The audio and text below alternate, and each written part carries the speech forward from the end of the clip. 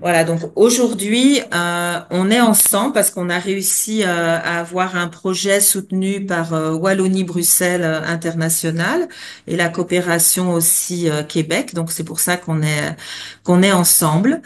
Et juste un bref rappel, le GAM, c'est quoi pour les personnes qui nous connaissent pas encore? C'est le groupe pour l'abolition des mutilations sexuelles féminines qui a été créé par une grande dame, Kadidiatou Diallo, en 1996 qui a laissé la présidence après 26 ans de travail par Diar Yousso, qui est une jeune activiste d'origine guinéenne qui vient de remplacer Kadia Diallo. Donc voilà, on continue toujours avec des femmes fortes à la tête du GAMS.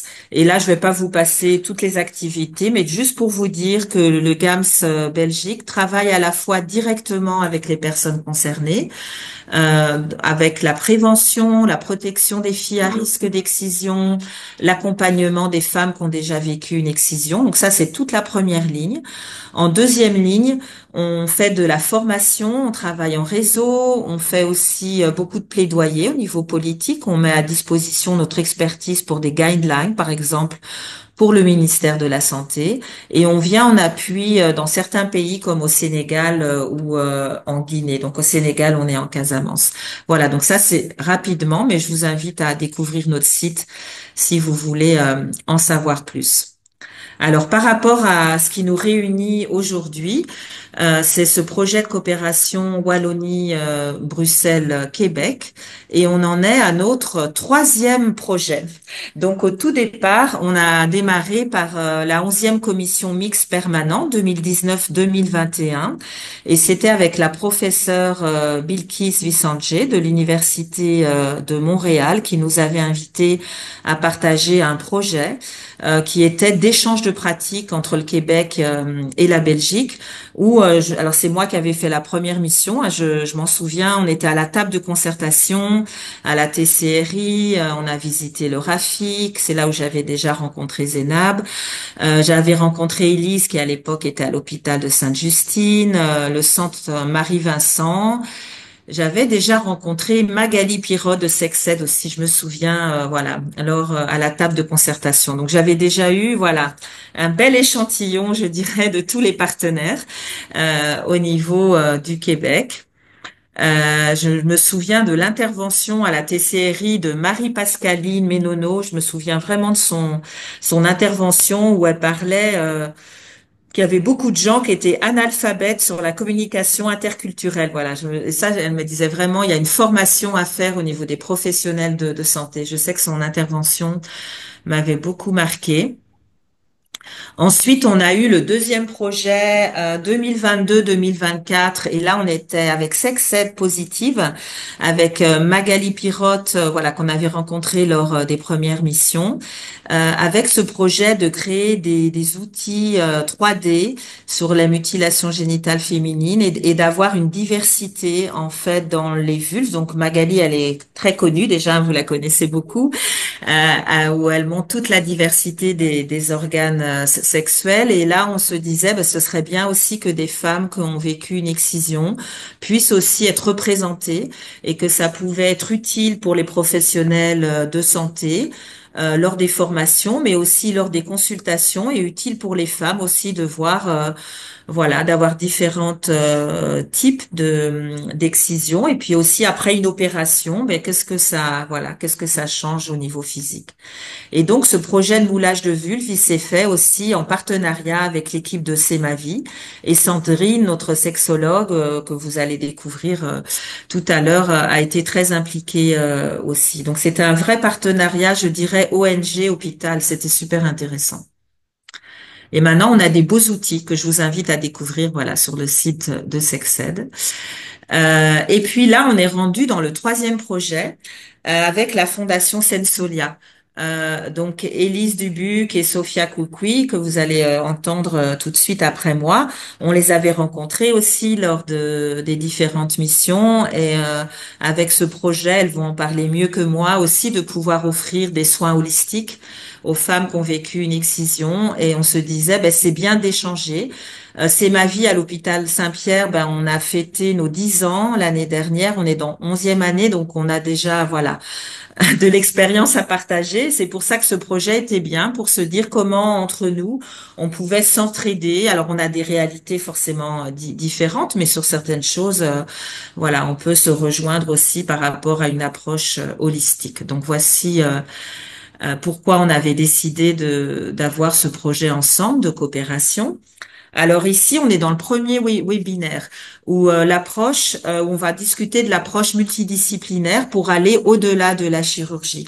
Donc je pense qu'on est d'accord. Enfin, les premiers échanges qu'on a déjà eus avec la Fondation Sensolia et avec C'est ma vie à l'hôpital Saint-Pierre, c'était vraiment que la chirurgie n'est pas la solution miracle. Il y a plein d'autres manières. Alors c'est une des solutions, mais parmi toutes les autres.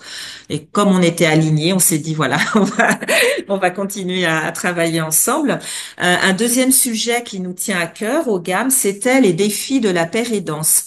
Donc vous verrez avec l'intervention de Fausse que en fait, voilà, au GAMS, on travaille beaucoup. On a dans notre équipe salariée, mais aussi dans nos bénévoles, des femmes qui ont vécu elles-mêmes l'excision et qui vont être en position d'aide et d'accompagnement de femmes excisées. Et c'est pas forcément évident quand on l'a soi-même vécu. Hein, si on traduit, par exemple, pour une consultation psychologique, il y a des dames, des bénévoles du GAMS qui disent, ben moi, quand je traduis, j'ai l'impression que j'écoute mon histoire. Je suis en train de répéter. La dame, elle a été excisée à 6 ans, comme moi. Elle a perdu sa maman, comme moi. Et moi, ça, voilà, ça bouge des choses en moi. Après, je me sens pas bien, et voilà. Et donc, on sait que les Calax, en fait, au Québec, ont beaucoup travaillé, travaillent avec des anciennes victimes de violences sexuelles, des survivantes de violences sexuelles, et ont fait un gros travail de guidelines sur à quel moment on peut dire qu'une personne rentre dans l'équipe pour être aussi aidante. Et donc, voilà, on voulait faire un webinaire sur ça. Un autre thème sera l'accompagnement de groupe. Donc, avec Sophia Cocuy, on a déjà dit oui, il y a l'accompagnement thérapeutique individuel avec la consultation psy, mais le groupe peut aussi donner des beaux résultats en termes d'empowerment. Et là aussi, on voulait échanger avec les expériences du GAMS pour voir aussi comment la Fondation Sensolia ou d'autres organisations pourraient faire des groupes. Et puis le dernier point qui pose pas mal de questions éthiques aussi aux psychologues, c'est que dans le cas des demandes de protection internationale, on leur demande de faire des rapports d'expertise. Et il y a la question de comment on peut être à la fois thérapeute et en même temps délivrer un document et des fois être sous pression, qu'il faut vite un certificat, un document alors qu'on vient juste de commencer l'accompagnement. Et parfois, voilà, certains psychologues se disent c'est trop tôt, je me sens instrumentalisée. D'autres disent oui, mais c'est super important pour la femme d'avoir ce document. Qu'est-ce qu'on met dedans? Voilà. Donc là, c'est un débat éternel. Hein, je crois qu'on il sera jamais clôturé, mais on aura aussi un webinaire. Donc on n'a pas encore les dates des webinaires, mais à partir du moment où vous êtes inscrit, hein, si vous voulez, on pourra vous envoyer les prochaines dates. Voilà. Donc chaque thème fera l'objet d'une mission d'échange. Parfois, nous accueillerons Sensolia, parfois ce sera le GAMS qui se déplacera et on enregistrera le webinaire. Alors aujourd'hui, qu'est-ce qu'on va faire ensemble? Voilà, là c'est ma petite introduction. Il faut que je termine le timing. Ensuite, on aura l'équipe du Québec. On aura Abibata Warmé, qui est co-réalisatrice du documentaire Coromusso, qui a pas mal travaillé aussi sur l'accès aux soins pour les femmes. Hein, c'est le thème de son documentaire qui pourra intervenir. Ensuite, on aura la présentation de l'équipe de C'est ma vie. Et puis, on aura Ousenatou, qui a été accompagnée par C'est ma vie, qui interviendra.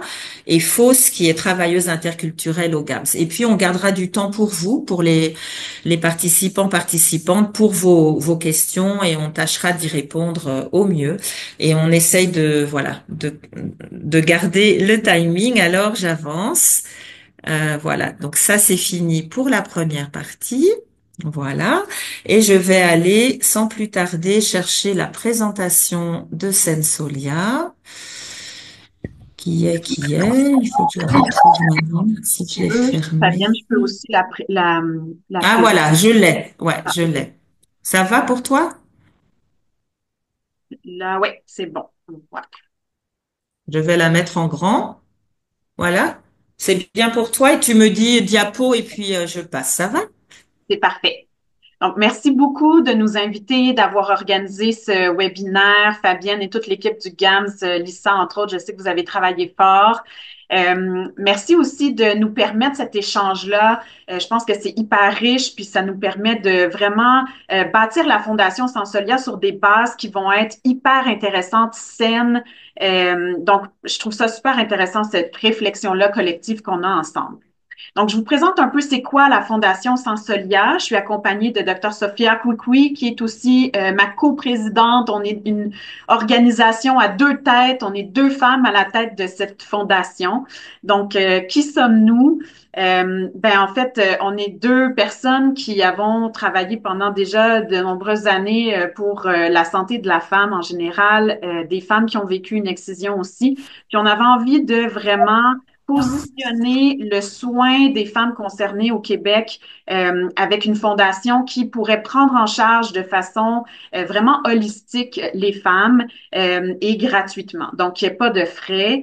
Pour autant, le soin au niveau psychologique, sexologique, l'accompagnement au niveau social aussi et le côté médical, gynécologique, puis éventuellement la chirurgie.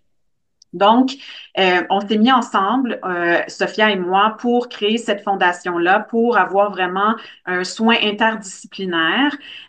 Donc, le côté clinique est évidemment très, très important, mais on a aussi le volet qui va être plus éducatif. On fait, Sophia et moi, déjà beaucoup de conférences, des formations, etc. Donc, on veut continuer cet aspect-là au sein de la fondation pour aussi faire des conférences ou aider les organismes communautaires, les professionnels de la santé, les services sociaux, les étudiants, autant au niveau santé, services sociaux, à permettre d'avancer, si on veut, la connaissance et la recherche, puis offrir des soins de qualité au Québec pour les femmes qui sont concernées. On peut avancer. Donc, je vais vous présenter Sophia Koukoui plus en détail. Elle est psychologue et professeure adjointe. On peut avancer. Elle est chercheure, elle est clinicienne aussi, elle est originaire d'un pays où l'excision est pratiquée. Dr. Koukoui, elle offre des services de santé mentale pour les femmes qui vivent avec une excision depuis très longtemps. Elle a créé un modèle de soins qui prend en considération la culture, l'expérience collective, la migration et la réponse au trauma. Puis elle a développé un outil d'évaluation psychosociale, un module de formation pour les professionnels travaillant dans le secteur public de la santé. Elle a été mandatée pour faire ça par le ministère de la Santé et des Services sociaux. Puis elle a créé des modules de formation aussi pour les urologues américains. Donc, l'association des urologues aux États-Unis lui avait demandé, lui avait offert ce mandat-là. Elle a travaillé dans différents projets de recherche sur les mutilations génitales féminines, l'excision, autant en Afrique de l'Ouest, au Canada et aux États-Unis. Et elle a publié sur le sujet dans un article, entre autres, qui évaluait l'impact des MGF et l'excision et d'autres déterminants de la santé sur les femmes somaliennes qui vivent aux États-Unis. Et donc, avec d'autres chercheurs internationaux, elle regarde un peu c'est quoi l'impact en ce moment du discours mondial anti-MGF sur les femmes qui vivent avec une excision. Elle a effectué également des projets de recherche-action, entre autres pour Femmes et égalité des genres Canada, pour explorer un petit peu la perception des MGF chez les Canadiens d'origine africaine qui sont originaires de pays où l'excision est pratiquée. Je vais laisser Sophia me présenter. C'est toujours un peu moins malaisant que de se présenter soi-même. Bien sûr, avec plaisir. Avec plaisir. Est-ce qu'on m'entend bien? On t'entend pas très bien, Sophia. Je sais pas si Ah tu non, peux augmenter le... ok. C'est mieux. C'est mieux maintenant? Oui. Ok, merci. Donc, il me fait vraiment grand plaisir de vous présenter Dr. Élise Dubuc, qui est une femme inspirante avec laquelle j'ai vraiment grand plaisir à travailler, à œuvrer au sein de la Fondation Sensolia. Élise, docteur Dubuc, après sa résidence en obstétrique et gynécologie, elle a complété sa formation par un fellowship qu'elle a effectué à Toronto, un fellowship en gynécologie pédiatrique et de l'adolescence à Sick Kids. Euh, Lors de cette formation, elle a développé une expertise chirurgicale de pointe au niveau de la reconstruction des organes génitaux féminins, entre autres dans les cas de malformations congénitales. Par la suite, à son retour de fellowship, elle a entrepris, en plus de tout ça, un doctorat en sexologie à l'UQAM, dont l'objectif est d'étudier l'impact des malformations congénitales des organes génitaux des filles et des femmes sur leur sexualité. Euh, Docteur Dubuc a travaillé longuement, en fait, pendant 11 ans à l'hôpital Sainte-Justine, donc au CHU Sainte-Justine, où elle a été directrice de clinique aussi. Donc, a travaillé avec des filles et des femmes qui ont connu l'excision et elle a développé une expertise de prise en charge vraiment au niveau de la chirurgie reconstructrice euh, euh, suite à une excision. Docteur Dubuc vise aussi à transmettre ses connaissances et pour elle, c'est vraiment important de mettre ça de l'avant pour le partage d'expertise et elle enseigne aux étudiants en médecine de l'Université de Montréal les cours de questionnaire de santé sexuelle et de dysfonction sexuelle féminine où elle sensibilise les résidents à la pratique de l'excision. Dr Dubuc a donné de multiples formations aux médecins de famille et aux gynécologues du Québec, notamment dans le cadre de congrès de la Société des obstétriciens et gynécologues du Canada. Elle a également participé à l'élaboration de modules de formation pour les professionnels de la santé sur les MGF excision pour cette société. Et elle est vraiment très active sur ce plan-là. Elle a également organisé au sein du G3, donc le G3 c'est l'Université de Montréal, de Bruxelles et de Genève, 3 colloques internationaux de mise en commun des connaissances. Euh, Elle a participé à différents projets de recherche nationaux et internationaux sur l'excision, tels que le projet GenderNet. Voilà. Donc, qu'est-ce que la Fondation Sansolia? Donc, c'est vraiment un projet qui nous tient à cœur, très certainement, où Dr Dubuc et moi, toutes les deux, donc depuis plus d'une dizaine d'années maintenant, on travaillait chacune de notre côté pour travailler vraiment auprès des femmes excisées, femmes et filles, hein, autant les mineurs que les femmes adultes. Et on se rendait compte que, en fait, euh, on voulait avoir une approche holistique. Et on a décidé donc de joindre nos forces pour créer la première clinique interdisciplinaire en Amérique du Nord pour les femmes et les filles excisées ou qui sont à risque de l'être. Et donc, c'est une OBNL, donc un OBNL, organisme à but non lucratif, qui vise vraiment à offrir un accompagnement par des soins qui sont intégrés, culturellement sensibles et gratuits pour cette population. Donc, ce qu'on souhaite, c'est vraiment que les femmes n'aient pas à se déplacer de point de service en point de service, mais qu'elles puissent venir à nous et qu'on puisse leur offrir un accompagnement qui soit non seulement multidisciplinaire, mais vraiment interdisciplinaire. C'est-à-dire qu'on vise les liens et les connexions, parce qu'on sait que le corps et l'esprit sont si liés.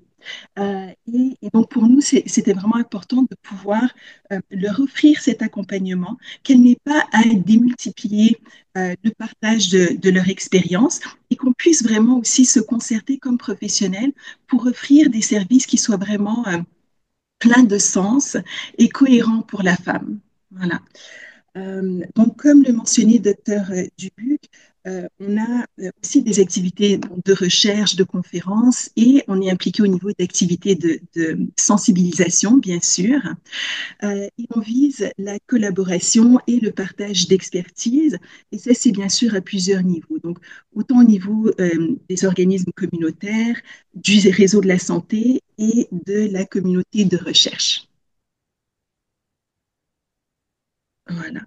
Euh, Docteur Dubuc, souhaiterais-tu prendre le relais. Oui. Je vais prendre le relais, puis tu termineras peut-être pour dire un peu qu'est-ce qu'on vise là. Donc, Super. jusqu'à maintenant, ce qu'on a fait depuis notre création, on a reçu un financement par Femmes et Égalité des genres pour faire un projet de recherche pour établir un peu les priorités des axes de soins de la Fondation, déterminer un peu c'est quoi les besoins des femmes qui sont concernées. On a participé à déjà des projets de recherche internationaux sur l'excision au niveau social puis en santé également. On a participé au masterclass sur les meilleures pratiques actuelles en chirurgie reconstructrice à Genève l'année dernière. On a fait des conférences, participé à certains ateliers, entre autres la conférence de Sexed Plus organisée par Magali qui est présente aujourd'hui avec nous et lors des journées du 6 février où on a intervenu à ce niveau-là. On a intervenu également dans les médias quand il y avait des journalistes qui voulaient parler de la pratique. On a créé le site web de la Fondation qui offre une partie informative aussi sur l'excision pour les professionnels de la santé ou les femmes ou les gens en général qui voudraient s'informer sur la pratique. Et donc, je vous ai mis le site Internet en bas où vous pourrez avoir accès au site Internet de la Fondation. On peut avancer. Au niveau clinique, donc, je vous expliquerai en détail le pourquoi, mais en fait, on est en ce moment, on n'a pas de financement pour la portion clinique. Donc, on a eu des financements de recherche uniquement, mais pas encore au niveau de la clinique. Donc, ce qu'on a fait jusqu'à maintenant au niveau clinique, c'est vraiment pro bono. Donc, on a eu 22 demandes de femmes, surtout des références par le PRAIDA, qui est le Programme régional d'accueil et d'intégration des demandeurs d'asile, de Médecins du Monde, de certains CLSC qui voient beaucoup de réfugiés ou de personnes sans statut, donc entre autres le CLSC Côte-des-Neiges. Plusieurs collègues gynécologues aussi qui connaissent mon expertise puis qui m'ont envoyé des dames. On a eu, en général, si je vous fais un peu une démographie, on a eu 8 femmes et une fille en attente de statut qui étaient demandeuses d'asile. Puis pour elles, c'était surtout la demande de production de certificats pour l'immigration, la demande qui était faite. Puis on avait 10 femmes qui avaient un statut soit de réfugiés ou de résidente permanente, qui nous ont consultés principalement pour des demandes de chirurgie de réparation. Et on a eu une personne qui était hors province, qui venait de l'Ontario pour aussi une demande de chirurgie. Donc, je vais laisser Sophia poursuivre pour ce qui nous attend dans le futur pour la suite. D'accord. Donc, alors, ce qui nous attend pour la suite, on est en attente d'un numéro de bienfaisance. Donc, comme on l'a mentionné, on vise vraiment des soins qui soient entièrement gratuits, hein, une gratuité pleine pour les soins. Donc, on a fait les démarches au niveau du fédéral pour que la Fondation soit reconnue comme organisme à but non lucratif. Donc, ce bout-là est fait, mais nous sommes tout de même en attente de notre numéro de bienfaisance pour nous permettre d'émettre des reçus d'impôts pour les dons. Hein, donc, à partir du moment où on aura ce numéro de bienfaisance, ce sera beaucoup plus facile en fait de faire une collecte de fonds et de financement. Donc, pour l'instant, nous n'en avons pas de financement pour toute la partie clinique. Donc, toutes les consultations qu'on fait, c'est vraiment pro bono. Euh, et on veut offrir des services. Et donc, on a décidé de ne pas attendre non plus parce qu'il y a énormément de femmes qui ont des besoins. Et donc, on répond déjà à leurs demandes. Mais comme vous pouvez l'imaginer, on attend le numéro de bienfaisance pour vraiment pouvoir lancer la collecte de fonds de façon officielle. Alors, au niveau des types de soins qui pourront être offerts à la Fondation, alors, il y en a plusieurs. Il y a bien sûr les soins médicaux, gynécologiques et reproductifs, dispensés par Dr Dubuc, de santé sexuelle également par Dr Dubuc, et les soins de santé mentale. Et ça, c'est bon, bien sûr, autant la thérapie individuelle, la thérapie de groupe, systémique et familiale. Bien sûr, thérapie de couple rentre dans le cadre de la thérapie systémique. Euh, les soins chirurgicaux de reconstruction du clitoris, dans les cas où c'est indiqué, bien sûr.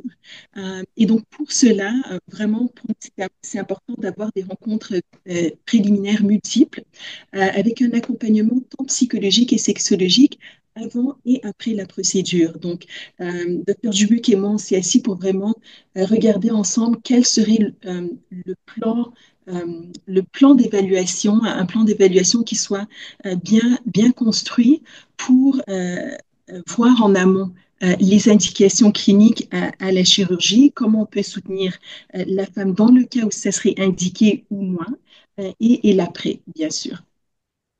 Les évaluations médico-psychologiques, ça c'est bien sûr dans le cas de demande de statut de réfugié. Euh, Ça peut être pour des mineurs, mais aussi bien sûr pour des femmes adultes. Des consultations juridiques pour celles qui en auraient un besoin et d'autres formes de soins, d'intervention et de prise en charge également. Donc, voici dans les grandes lignes. Euh, Merci pour votre attention et puis ça nous fera un plaisir de répondre à vos questions par la suite.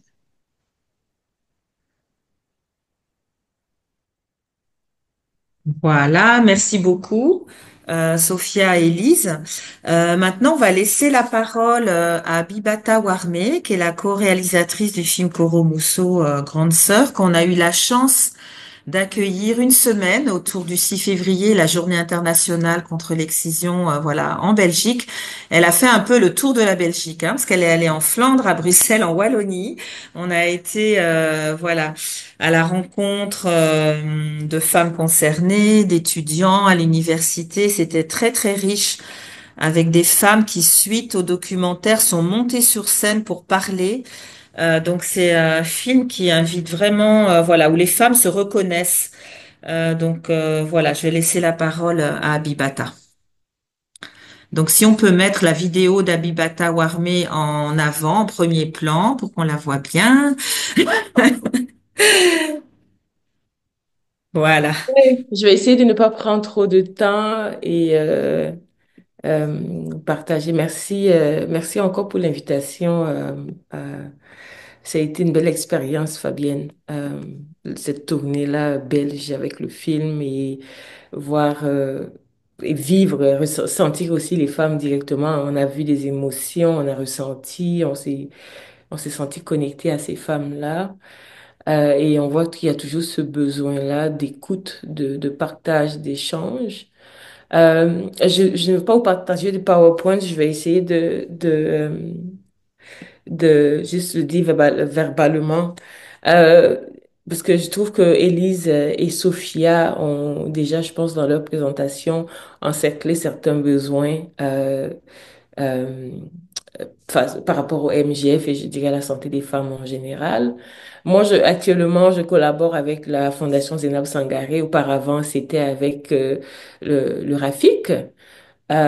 Et puis, voilà, de toute façon, avec le RAFIC, nous étions une cellule de femmes. Donc, c'était le comité MGF. Et là, je dirais, on a changé. On travaille avec la Fondation Zénab Sangaré, qui est notre voilà, fondation à nous, notre groupe, et voilà. Et donc, les besoins, euh, en échangeant avec Zénab, Zénab Sangaré est ici, je pense elle est connectée. Et suite aux échanges qu'on a eus avec justement le comité MJF et les femmes de la fondation Zénab Sangaré, il faut savoir que, toutes les femmes qui font partie, les femmes qui font partie de la Fondation Zinab Sangari actuellement sont toutes les femmes excisées, donc des femmes ayant vécu les MGF. Nous avons, ben, presque toutes, je dirais 90%. Nous avons, je pense, deux ou trois personnes qui n'ont pas subi d'MGF. Ah, donc, peut-être que les besoins qu'on va énumérer ici peuvent peut-être paraître, je sais pas, pas nécessaire pour certaines ou je sais pas, mais bon, je vais quand même me lancer. Alors, ce qui est ressorti, c'est que le besoin d'espace sécuritaire pour échanger, on trouve qu'il n'y en a pas assez. Euh, et donc ça, c'est un travail important à faire. Et on s'est rendu compte aussi que, dépendamment des communautés, il est important d'avoir dans un centre ou un groupe des femmes de différentes communautés, donc les femmes qui viennent de pays à haute prévalence. Parce que la façon de parler du sujet, dépendamment d'où la personne vient, varie et voilà, permet peut-être plus d'ouverture. Euh, il y a aussi le fait que euh, côté psychologie, je sais que la Fondation Sansolia offre, mais thérapeutique, il n'y a pas beaucoup. Donc, je pense que c'est d'outiller les professionnels pour pouvoir offrir plus de services et avoir plus de centres.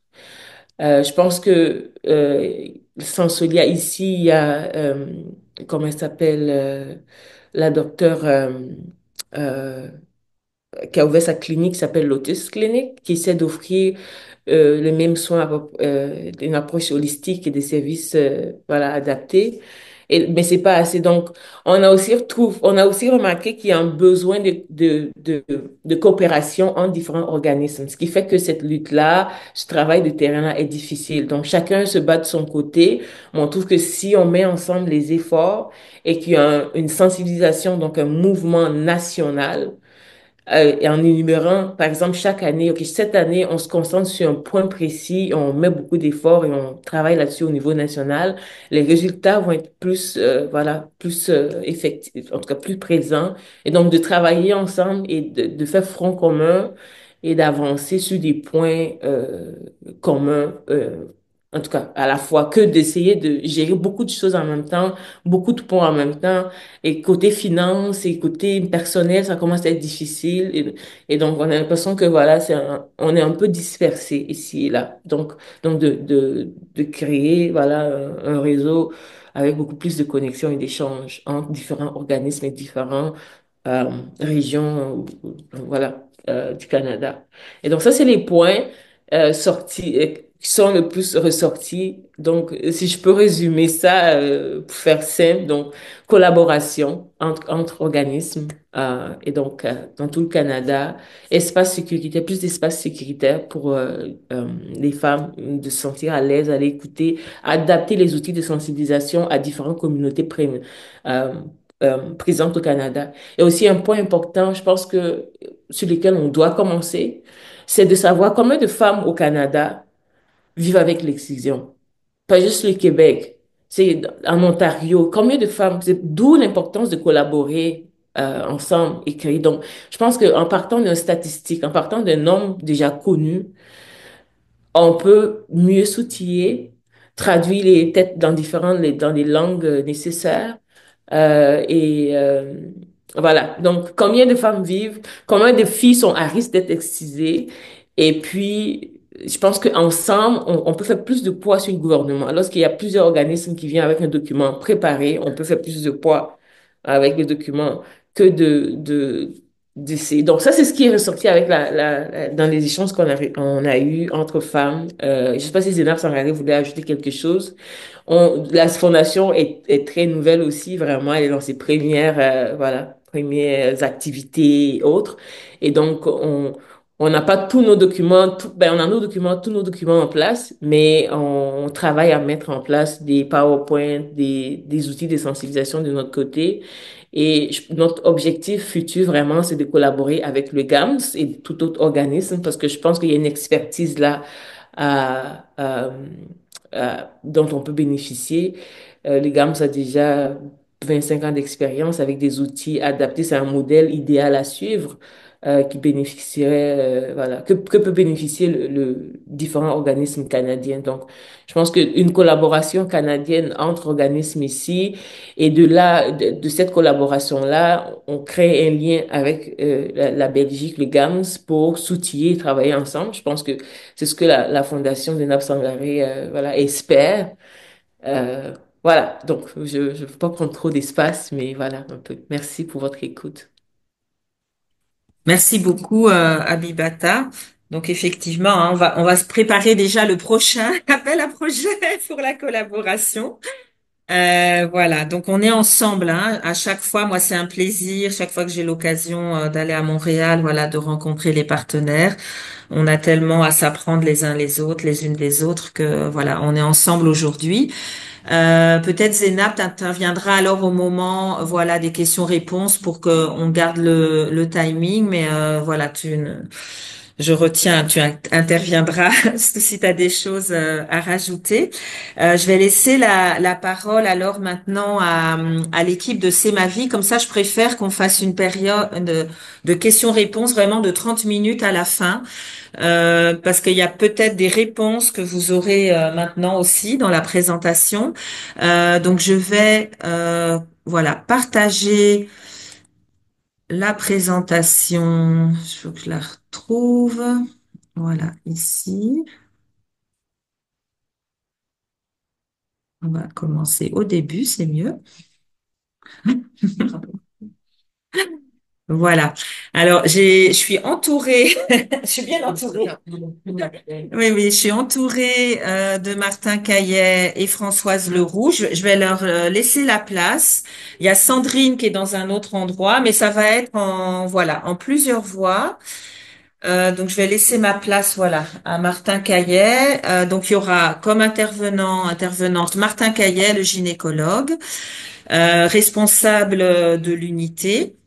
Françoise Leroux, psychologue, Sandrine Van der Hoeven, la sexologue, et ça suffit. Donc moi, je vais pas parler dans cette présentation. Non, je parle pas.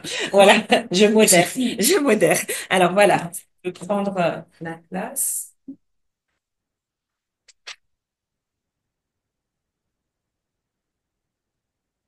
Moi, je vais vous parler un petit peu du démarrage de notre petite équipe, du démarrage de notre structure qui commence à dater d'il y a quelques années.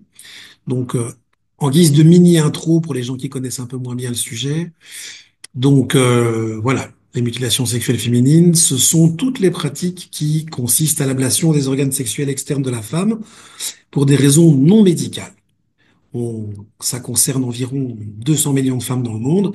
On les retrouve principalement en Afrique subsaharienne, mais aussi également en Asie, comme par exemple en Indonésie. En Europe, cela va concerner plus d'un demi-million de personnes.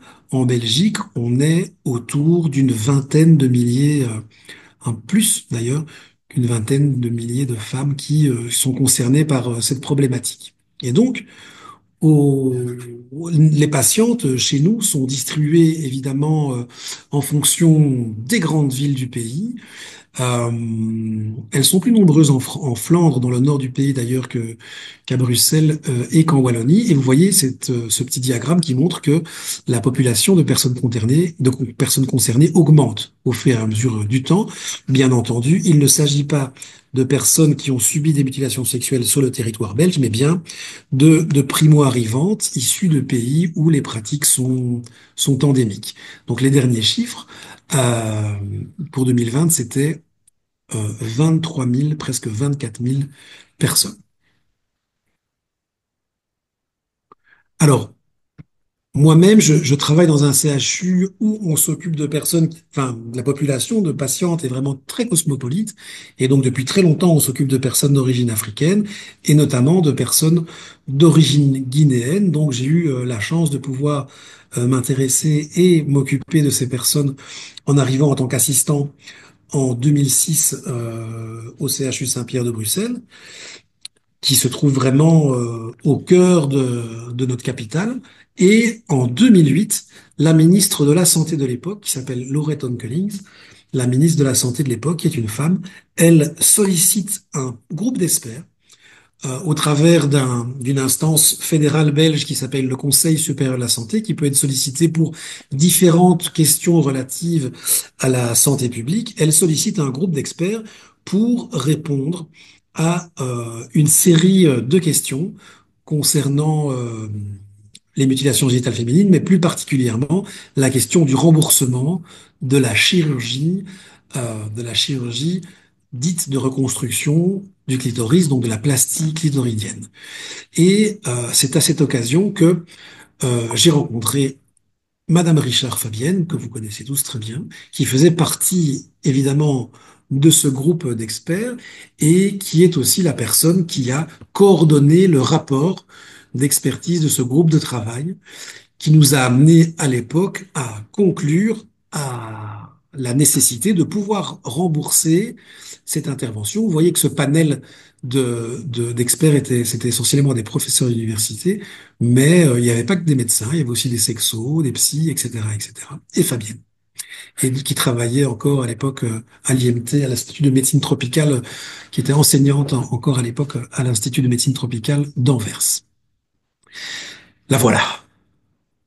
Et donc, Madame Richard a coordonné la rédaction d'un guide. Donc, ce qui était très intéressant à l'époque, c'est que notre ministre, politicienne socialiste, a fait différentes promesses concernant les mutilations sexuelles féminines. Elle a promis de subsidier des études de prévalence.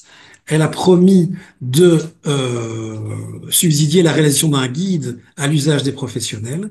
Elle a promis de payer pour des formations de professionnels et elle a aussi promis de payer pour le remboursement. Enfin, promis de payer.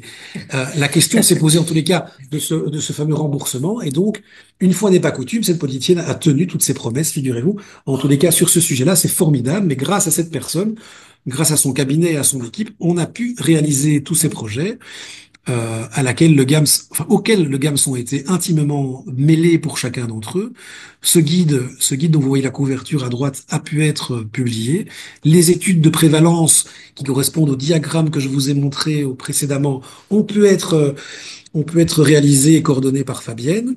Les formations des professionnels ont pu être assurées par le GAMS. Et pour finir, nous avons obtenu le remboursement de cette fameuse opération du clitoris. C'est une opération qui était déjà remboursée auparavant, par exemple en France, mais la grande particularité de la conclusion de cette publication du Conseil supérieur de la santé, la publication numéro 8430, c'était de recommander le remboursement de cette chirurgie, non pas de manière isolée comme c'est le cas en France, mais bien dans le cadre d'une convention qui encadrerait du coup une prise en charge qui soit obligatoirement multidisciplinaire. Ça veut dire que les experts dès le début ont souhaité que les patientes puissent bénéficier de cette chirurgie quand c'était nécessaire, mais surtout qu'elles puissent bénéficier de cette prise en charge chirurgicale de manière encadrée dans des centres de référence agréés par l'État, au sein desquels sont réunis des experts pour éviter, si vous voulez, un piège qui se produit parfois en médecine, qui est celui de la chirurgie, des codes chirurgicaux en Belgique. Là, les subsides de santé sont remboursés en fonction d'une tabulologie liée à des codes, à différents codes qui ont différentes valeurs. Et le problème, quand on autorise un code de remboursement, c'est que n'importe qui peut le réaliser et que il n'y a pas forcément l'expertise et la prise en charge derrière. Ça peut être fait aussi par des gens un peu moins professionnels, un peu moins bien intentionnés et uniquement pour des raisons pécuniaires. Et donc ça, on a voulu l'éviter dès le début. Et donc du coup, la prise en charge a été autorisée, mais à condition que ce soit dans des centres tout à fait particuliers, dans le cadre de conventions très strictes, sous le joug duquel on travaille encore aujourd'hui, plus de 15 ans plus tard. Alors c'est comme ça que, donc ça a mis 5 ans, hein, entre les recommandations du groupe d'experts, la publication du rapport et l'obtention de ce remboursement. C'était un bâton de pèlerin qui a été trimballé à gauche à droite. Et au bout de 5 ans, en 2014, les 2 premiers centres belges sont apparus.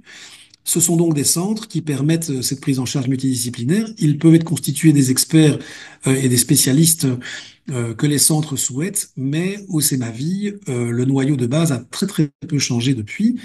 On a commencé avec gynécologue, sage-femme, sexologue et psychologue, et c'est toujours le cas aujourd'hui. On a une kinésithérapeute également qui s'est rajoutée, une physiothérapeute spécialisée dans la kinésithérapie de rééducation périnéale, ainsi que dans la pleine conscience, qui nous aide également quand c'est nécessaire. Un peu plus tard, en 2017, le CEMAVI, donc le Centre médical d'aide aux victimes de l'excision, a été regroupé au sein d'une même entité qui comprend également notre planning familial et un centre très particulier qui à l'époque était un centre pilote dont vous voyez le logo ici sur la gauche. C'est le CPVS, Centre pour la prise en charge des violences sexuelles, les CPVS en Belgique. Puis il s'agit maintenant de structures qui ne sont plus des structures pilotes mais qui ont été pérennisées par le gouvernement. Il s'agit de structures tout à fait particulières, des structures d'accueil ouvertes 24 heures sur 24 pour les victimes de violences sexuelles, donc qui prennent en charge les victimes d'agressions et de viols, 24 heures sur 24, 7 jours sur 7. Et la grande particularité des CPVS, c'est que les victimes sont accueillies par des sages-femmes et des infirmières légistes qui vont être case managers et gérer le cas de manière intégrée, avec la possibilité pour les victimes de porter plainte sur site. Ces centres ont été créés par la volonté à la fois des soignants et des politiques de permettre aux victimes de s'affranchir d'un itinéraire très pénible de passage par des commissariats de police, puis de l'hôpital, puis de retourner au commissariat, être accueilli par des gens parfois pas toujours très bienveillants, etc. Donc on a créé, si vous voulez, cette entité globale liée à la prise en charge des violences faites aux femmes et aux personnes au sens large. Et ça s'est appelé le 320 rue Haute, le 320 rue Haute, très largement inspiré de la Maison des Femmes, pour ceux qui la connaissent, la Maison des Femmes de Saint-Denis, créée par le docteur Rada Hatem dans la banlieue parisienne. On a été la deuxième maison des femmes à se jumeler, plutôt on a été la première maison des femmes à se jumeler à la maison des femmes de Saint-Denis. Et maintenant, ce réseau qui s'appelle le réseau Restart comprend plus de 20 maisons des femmes. Tous les mois, il y a de nouvelles maisons des femmes pluridisciplinaires qui postulent pour faire partie de ce réseau. Donc c'est vraiment ce système de prise en charge multidisciplinaire à guichet unique où une victime peut sonner à la porte pour avoir un rendez-vous et rencontrer des spécialistes dans le cadre de violences intrafamiliales, violences sexuelles, besoin d'une interruption volontaire de grossesse, euh, peut être accompagné et traité de manière multidisciplinaire et si possible optimale. Donc c'est un projet qui a fait des petits. On est le premier bébé de la Maison des Femmes de Saint-Denis et depuis il y a plein de bébés qui se sont rajoutés. Alors du coup, comment est-ce qu'on travaille au C'est ma vie depuis toutes ces années? Je regarde, est-ce que j'ai encore un petit peu de temps? Oui, oui, donc, Super. Donc, c'est tout simple. Fabienne, de par ses compétences de sage-femme, son passé de soignante dans des missions humanitaires, de par ses cours de médecine tropicale, etc., et son grand cœur, joue le rôle de l'accueillante. Donc, c'est vraiment la première personne que la patiente va rencontrer. Elle va pouvoir déposer chez Fabienne son histoire, ses antécédents médicaux, son vécu, dont les antécédents traumatiques qui sont extrêmement fréquents, voire systématiques chez les populations dont on s'occupe. Fabienne va, dans la grande majorité des cas, également, par ses compétences de sage-femme, réaliser l'examen clinique de la patiente. Si elle a besoin d'un avis complémentaire, d'un avis gynéco, alors elle va m'appeler et donc je vais la rejoindre dans son cabinet de consultation où la patiente est déjà installée et avec l'accord, le consentement de la dame, je vais collaborer à cet examen clinique avec Fabienne. Ensuite, la patiente va se rhabiller et pouvoir rejoindre mon propre bureau où on va échanger plus sur les aspects médicaux, les plaintes et les difficultés que la patiente rencontre. On a deux grandes populations de patients, des patients qui viennent pour des certificats médicaux dans le cadre de demandes d'asile, où il va s'agir de rédiger un papier officiel qui reprend toutes les difficultés que la patiente rencontre à cause du fait qu'elle a été à un moment victime de mutilation sexuelle. Et l'autre partie des patientes qu'on reçoit, ce sont des patientes qui vont poser des questions plus sur la plastique clitoridienne et ou des questions relatives à des problèmes sexo, gynéco ou urologiques. Et donc là, je vais pouvoir engager avec elle, sur la base de l'anamnèse de Fabienne, une discussion constructive sur la prise en charge. Cette prise en charge qu'on propose va le plus souvent être proposée pour des difficultés en fait sexuelles que les patientes expriment très rapidement. Ce sont des difficultés sexuelles qui aboutissent très souvent à des conflits au sein du couple. Et donc, ce qu'on rencontre le plus fréquemment, ce sont des femmes qui viennent poser des questions sur la chirurgie parce qu'elles ont des problèmes de couple, parce que leur mari est insatisfait de leur vie intime et donc ça crée beaucoup de tensions. Et donc, on va pouvoir, dès cette première consultation, commencer à détricoter un petit peu toutes les mythes tous les mythes par rapport aux réalités que ces patientes ont pu se voir inculquer la plupart du temps par leur partenaire par rapport à leur statut et leur autonomie en tant que femme. Donc, on va pouvoir discuter des véritables bénéfices de cette chirurgie qui ne sont pas la plupart du temps d'ordre sexuel. Ce sont souvent des patientes, comme je vous ai dit, qui sont victimes de très importants traumas. Et donc, la base de notre travail, en fait, c'est, avec Madame Leroux, la psychologue, de leur permettre de digérer ces traumas, et avec le travail de Madame Van der Hoeven, la sexologue, de pouvoir bénéficier de tout un tas d'explications et de conseils pour améliorer leur vie sexuelle. L'idée de cette première consultation médicale, c'est de bien comprendre qu'elles ne sont pas responsables de leur situation, contrairement à ce qu'on a pu leur faire croire qu'elles sont tout à fait libres et qu'elles ont toutes les cartes en main pour aller de l'avant en laissant, si c'est nécessaire, de côté les partenaires qui, la plupart du temps, font pas du tout, qui font, sont pas forcément, ont pas forcément des comportements tout à fait appropriés. Et on essaye aussi, lors de cette consultation, de leur faire réaliser le lien de cause à effet entre les traumas qu'elles ont vécus, donc les agressions sexuelles, hein, pour qu'elles ont vécues depuis l'enfance, entre les agressions au sein de la famille, les mariages forcés, les agressions lors du trajet migratoire, etc., et leurs difficultés sexuelles, pour laquelle la mutilation sexuelle n'est qu'un élément supplémentaire traumatique qui s'ajoute aux autres. Ces consultations par mes collègues sont très bien remboursées par la sécurité sociale belge. Nos patientes ne payent rien du tout. Elles ont droit à 25 petits tickets d'entrée pour 25 tickets, pour 25 séances thérapeutiques chez les thérapeutes de leur choix, selon ce qu'elles estiment nécessaire pour elles. La chirurgie est également remboursée par ce biais. Et la dernière fois que j'ai été convoqué à la sécurité sociale pour m'exprimer sur les coûts de ces procédures, imaginez-vous, pour toute la Belgique, ça coûte moins de 100 000 dollars par an. Donc c'est vraiment absolument rien du tout, quoi. Donc on a l'impression quand même, voilà, que par rapport aux bénéfices dont les patients peuvent tirer de tout ça, pour l'instant, c'est quand même sur le plan de la santé publique quelque chose qui ne coûte pas trop cher au peuple belge. Or, les retours pour nos patientes sont extrêmement positifs. On m'a même demandé pourquoi est-ce que je ne dépensais pas plus d'argent, ce qui est quand même un comble de la part de la sécurité sociale. Mais voilà, Dieu merci, j'ai pu leur expliquer et leur expliquer à quel point c'était une bonne chose qu'on dépense pas trop de sous. Mais donc voilà, euh, au final, on a accueilli environ 4000, 5000 patientes depuis 10 ans au sein de près de 10 000 consultations. Il y a environ 70, 70 consultations, opérations du clitoris qui ont été réalisées pour une 120, je dirais, opérations chirurgicales en tout. Donc nos chiffres sont des chiffres à la mesure, je dirais, de notre beau royaume.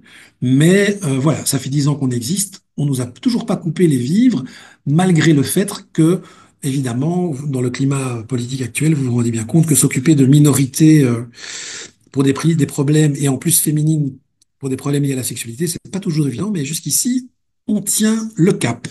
Voilà, voilà. Merci beaucoup pour votre attention. Merci beaucoup, Martin. Alors, on va laisser la parole au duo Sandrine et Françoise. Donc, c'est Sandrine qui démarre. C'est moi qui commence, oui. Tout le monde m'entend? Oui. Ok, super. Donc voilà, donc moi je suis Sandrine Van der Hoeven, moi je suis la sexologue à C'est ma vie et donc je suis de formation de base de sage-femme et donc ça influence évidemment fortement ma prise en charge, hein. Donc je suis très attachée au corps des femmes et ma collègue qui va prendre la parole juste après moi, Françoise Leroux, qui est psychologue. C'est important toujours de partir de ce que disent et demandent les femmes, hein, et pas de ce que nous, on pense comme soignants, mais bien de leur départ à elles. Et donc, vous voyez ici quelques phrases que les patientes nous amènent. Et donc, très clairement, ben, elles disent, je n'ai pas de clitoris, donc je n'ai pas de plaisir, je ne me sens pas complète. Il y a bien entendu des sentiments de honte, hein, qui sont quand même souvent présents. Alors, on a toujours cette petite phrase de femmes qui, une fois qu'elles arrivent en Belgique, elles voient bien que notre boisson préférée et en tout cas spécifique de la Belgique, c'est la bière. Donc, jusqu'à ce qu'une femme nous dise, mais en fait, je me sens comme une bière sans mousse. Hein, il y a aussi toute la question de qu'est-ce qu'être une femme, hein, puis elles ont le sentiment qu'on leur a volé leur féminité et elles viennent chez nous aussi parce que elles savent que, enfin, ou elles ont entendu parler en tout cas qu'à C'est ma vie, il y avait une équipe qui pouvait faire les aider à modifier les choses. Il est important aussi de dire que les femmes qu'on voit, bah, comme les personnes, la majorité des personnes qui sont au Canada, bah, ce sont des personnes qui sont nées, en tout cas au niveau du pays d'origine, et le fait qu'elles arrivent en Belgique, en Occident, c'est aussi toute la difficulté de se comparer aux femmes qui n'ont pas subi l'excision. Que demandent nos patientes? Eh bien, la toute grande majorité, c'est cette croyance que le clitoris va amener une solution à leurs problématiques de vie, à leurs problèmes. On va le voir un tout petit peu plus loin, pas uniquement sexuel, mais vraiment une solution. Elles pensent que ça va être une solution pour l'ensemble de leurs problématiques, que ce soit personnel, que ce soit relationnel.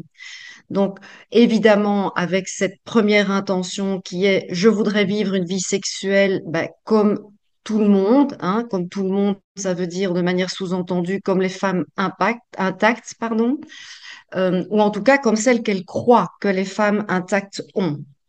Oui.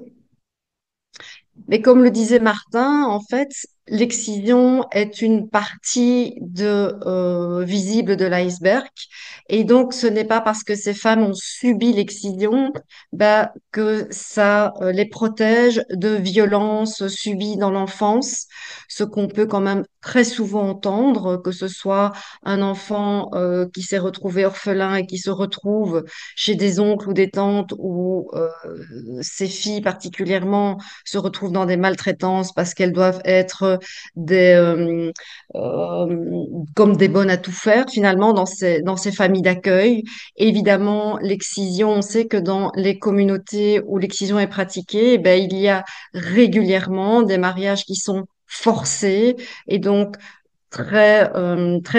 en majorité, pardon, bah, ils sont à des âges extrêmement précoces, qu'il y a le cadre aussi de la polygamie, qui fait partie du paysage de vie des femmes que l'on accueille, et donc avec toute cette violence qui peut se faire entre épouses aussi, cette réalité d'absence d'éducation sexuelle et de tabous religieux avec la majorité de nos patientes qu'on voit bah, viennent de Guinée, avec la religion musulmane qui est extrêmement présente, et les femmes nous ramènent, comme elles, je reprenne leurs mots en disant, oui, mais vous savez, dans notre religion ou dans notre pays, ben, on ne parle pas de sexualité, ou on ne peut pas dire non à son époux.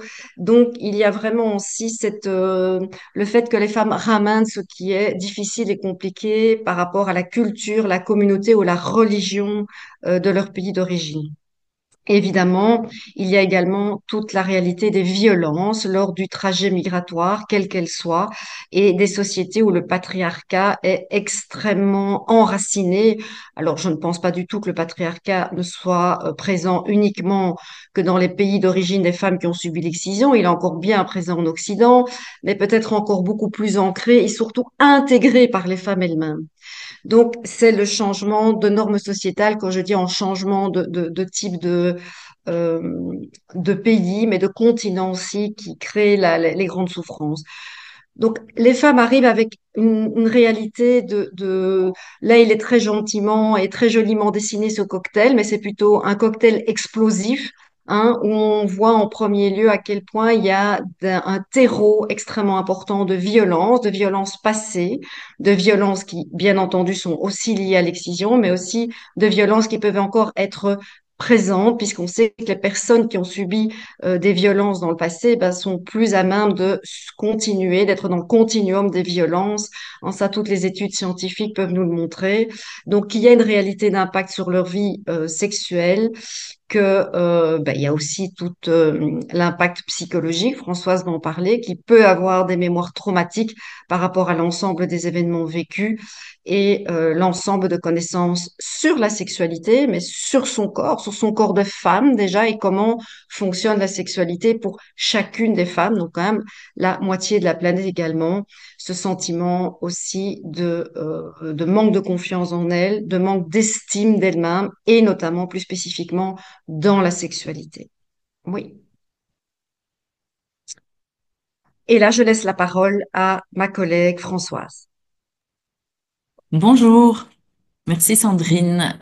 Bonjour tout le monde. Donc moi je suis Françoise Leroux. Martin a déjà présenté toute l'équipe et donc ici la raison pour laquelle je prends la parole c'est parce que depuis quelques années on a décidé de fonctionner autrement, Sandrine et moi, c'est-à-dire que vous vous souvenez, il y a les différents intervenants de l'équipe qui sont dans les conditions de la sécurité sociale et de la possibilité d'être intégrés au dispositif. Et avant de travailler à C'est ma vie, moi j'ai travaillé pendant une dizaine d'années au CIRE, qui travaille dans l'accompagnement plus en seconde ligne des problématiques des personnes réfugiées, des demandeurs d'asile.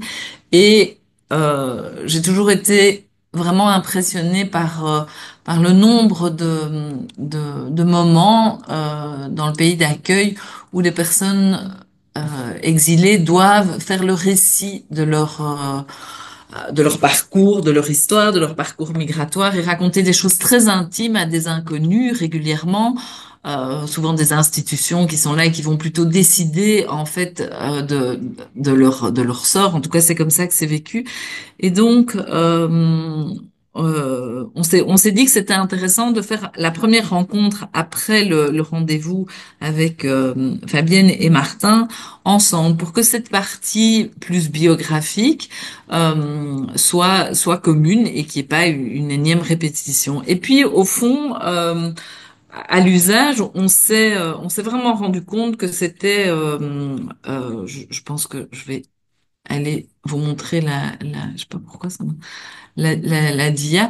Euh, on s'est rendu compte qu'en fait, c'était plus facile d'expliquer et de faire comprendre les spécificités de chacune de nous. C'est-à-dire que en parlant ensemble et en faisant des liens avec ce que les patientes évoquent et nos métiers enfin, distincts, on pouvait plus facilement expliquer quel pourrait être l'intérêt d'une prise en charge soit avec la sexologue, soit avec la psychologue, soit les deux.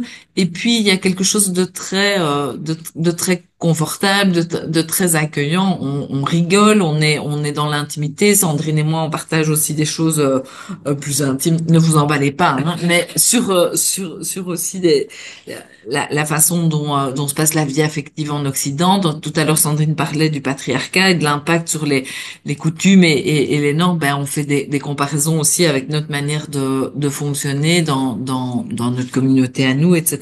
Mais donc, vraiment, ça crée quelque chose de l'ordre d'une relation avec beaucoup de thérapeutique, avec un contexte très chaleureux et qui va permettre, en tout cas, de se mettre de se mettre en confiance, voilà. Et très régulièrement, on doit quand même, moi je pense que c'est important de dire les patientes parce qu'on parle de l'intimité.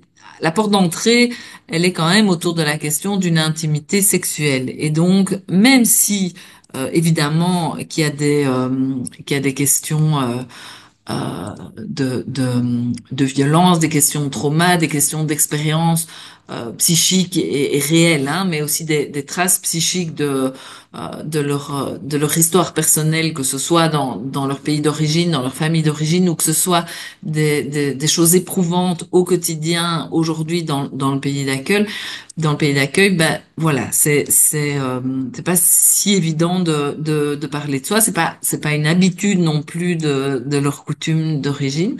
Moi, je pense que c'est important au-delà de ce que Sandrine a présenté en termes de demande, il y a aussi un volet important sur le profil des patients. C'est-à-dire, c'est pas n'importe qui parvient à mobiliser son énergie ou à avoir les moyens de quitter ou à avoir les moyens de quitter son pays, à faire tout ce trajet migratoire, à vivre cette violence. Alors on parle souvent de patientes résilientes, on parle souvent de résilience. Moi, je pense que c'est aussi important de parler de résistance. Il faut beaucoup de force et beaucoup de résistance. Voilà. Et c'est vrai que c'est passer au-delà d'expériences déjà antérieures, pas toujours facile. Je pense en particulier aux interlocuteurs, parfois dans les centres d'accueil, mais surtout dans les institutions, dans le cadre de la procédure d'asile.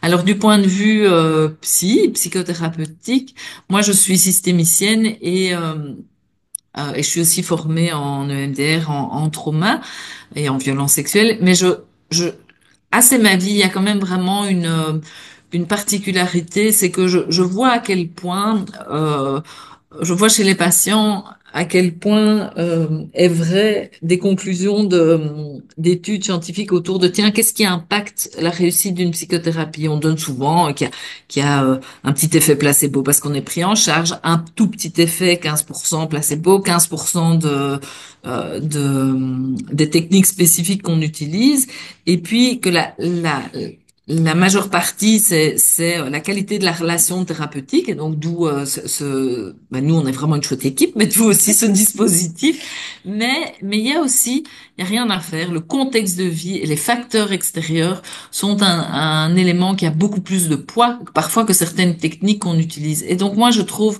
très important, en toute humilité, de travailler en réseau, que ce soit avec GAMS, parce que très régulièrement on renvoie à l'équipe sociale du GAMS, mais aussi le travail avec les accompagnants des centres d'accueil, avec des services sociaux, avec les CPS, avec les avocats.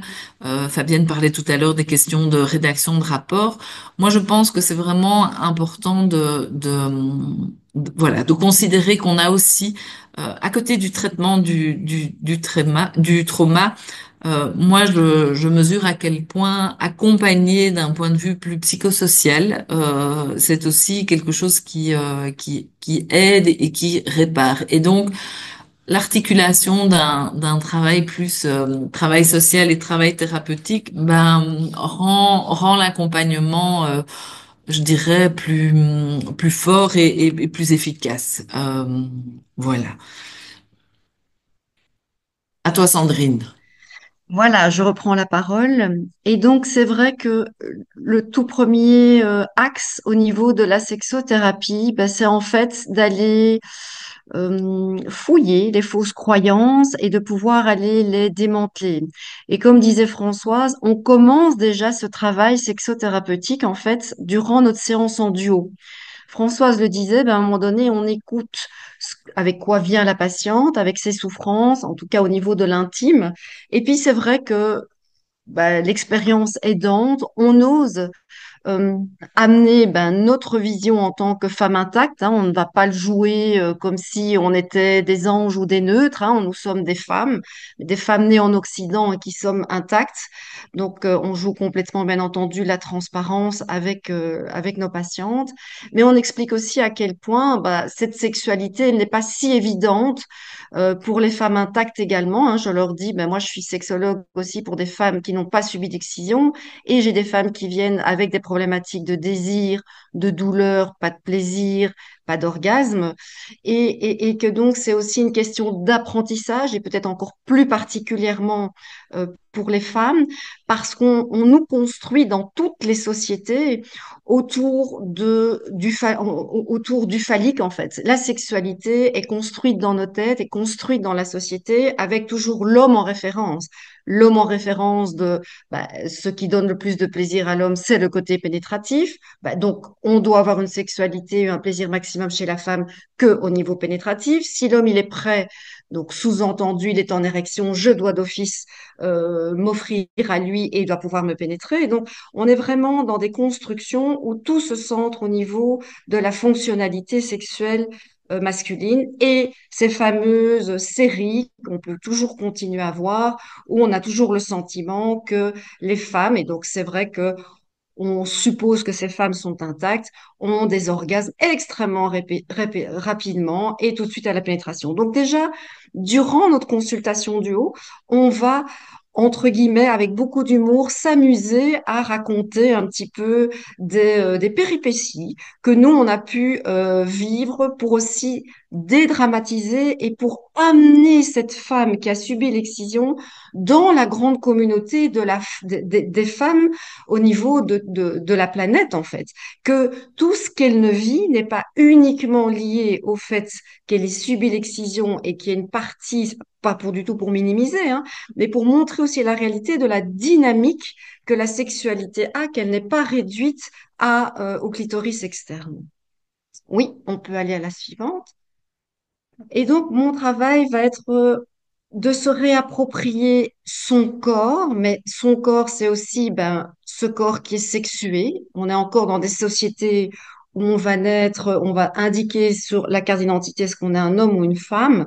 Et donc, on va on va grandir, on va être éduqué de manière sexuée. Et donc, les corps d'un homme ou d'une femme, notre rapport à notre corps va être complètement différent en fonction de du type d'éducation qu'on a reçu. Et ça, c'est vraiment intéressant de pouvoir s'adapter justement aussi avec l'éducation que la femme qu'on a en face de nous a reçue. Qu'est-ce qu'elle a entendu, qu'est-ce qu'elle a eu comme message.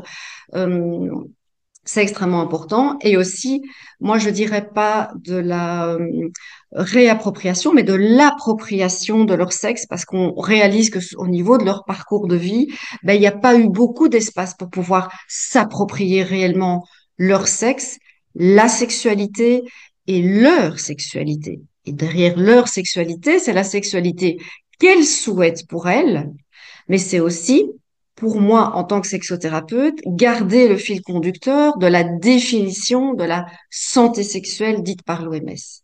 Donc, en effet, c'est un droit à avoir du plaisir, mais aussi avoir une sexualité sans douleur, sans coercition, sans violence. Et donc, c'est d'accompagner les femmes dans la réalité de la dynamique globale, comment fonctionne la sexualité féminine, mais c'est aussi différents outils, moyens pour pouvoir développer cette écoute de son corps, développer la sensibilité, la sensualité, trouver sa carte au trésor, que ce soit au niveau corporel ou que ce soit au niveau sexuel, vulvaire, et évidemment de valoriser ce clitoris interne qui est encore pleinement là et qui ne demande qu'à être éveillé. Alors, en conclusion, les patients donc ont quelque part cette obligation, puisque ça fait partie du cadre de la prise en charge au niveau de CEMAVI, de voir les 4 intervenants que vous avez pu entendre et voir, et surtout d'amener une vision libre et éclairée à la patiente. C'est-à-dire qu'on lui a au cours de sa vie déjà trop imposé de choses, en commençant bien entendu par l'excision. Donc ici, c'est on leur offre tout ce qu'on peut, toutes nos approches, qui fait quoi, comment, qu'est-ce qu'on lui propose, et en fait, on laisse la femme choisir. Ça, c'est extrêmement important, mais avec une vision libre et éclairée de ce qui est proposé. Et une fois qu'il y a ce chemin qui est commencé, donc beaucoup après notre consultation du haut, ben les patients disent ah ben moi je me verrais plutôt aller suivre la psy, la sexo ou bien les deux. Évidemment, on va tout de suite intégrer si on estime qu'il faut faire, comme disait Françoise, un lien avec le GAMS. Ou à un moment donné, moi dans le suivi, je me dis oula, il faudrait quelqu'un, une kinésithérapeute. Donc on va pouvoir chaque fois s'adapter aussi au cours de la prise en charge, mais qu'une fois que les femmes se retrouvent en parcours ou en fin de parcours avec la sexo, la psy et tout ce qu'on peut mettre en lien, ben, la toute grande majorité elles-mêmes arrêtent de demander cette chirurgie de réexposition du clitoris parce qu'elles ont trouvé finalement ce qu'elles sont venues chercher. Au départ, c'était avec la croyance que la chirurgie allait pouvoir répondre à tous leurs besoins et toutes leurs souffrances, mais elles voient qu'il y a d'autres pistes, d'autres ouvertures de rencontres avec elles, d'apprentissage, de respect, de connaissance d'elles, qui fait qu'elles n'ont plus besoin d'aller jusque-là. Et en effet, les personnes qui vont jusqu'à cette chirurgie de réexposition, c'est vraiment celles qui restent avec ce sentiment d'incomplétude, mais qui est marqué au corps et qu'elles veulent absolument modifier.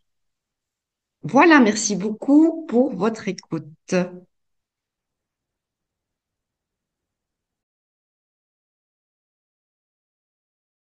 On t'entend pas, Bonjour Fabienne. Ton Fabienne. micro doit être fermé. Merci. Voilà.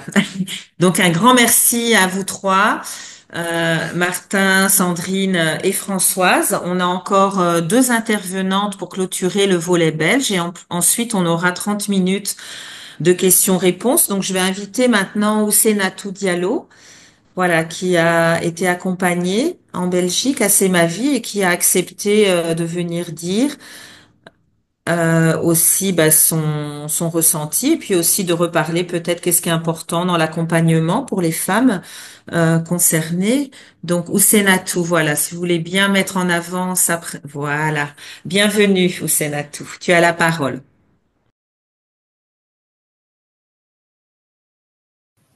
Oui, bonjour. Euh, Vous m'entendez? Je sais pas. Oui, très bien, très bien. Ah On oui, t'entend, merci. vas-y, on t'entend. Ok. Oui, moi c'est Ousseynatou. Je suis étudiante en soins d'infirmier en 4e année cette année. Et j'ai découvert ce maladie à travers un gynécologue que j'ai été consulter en fait.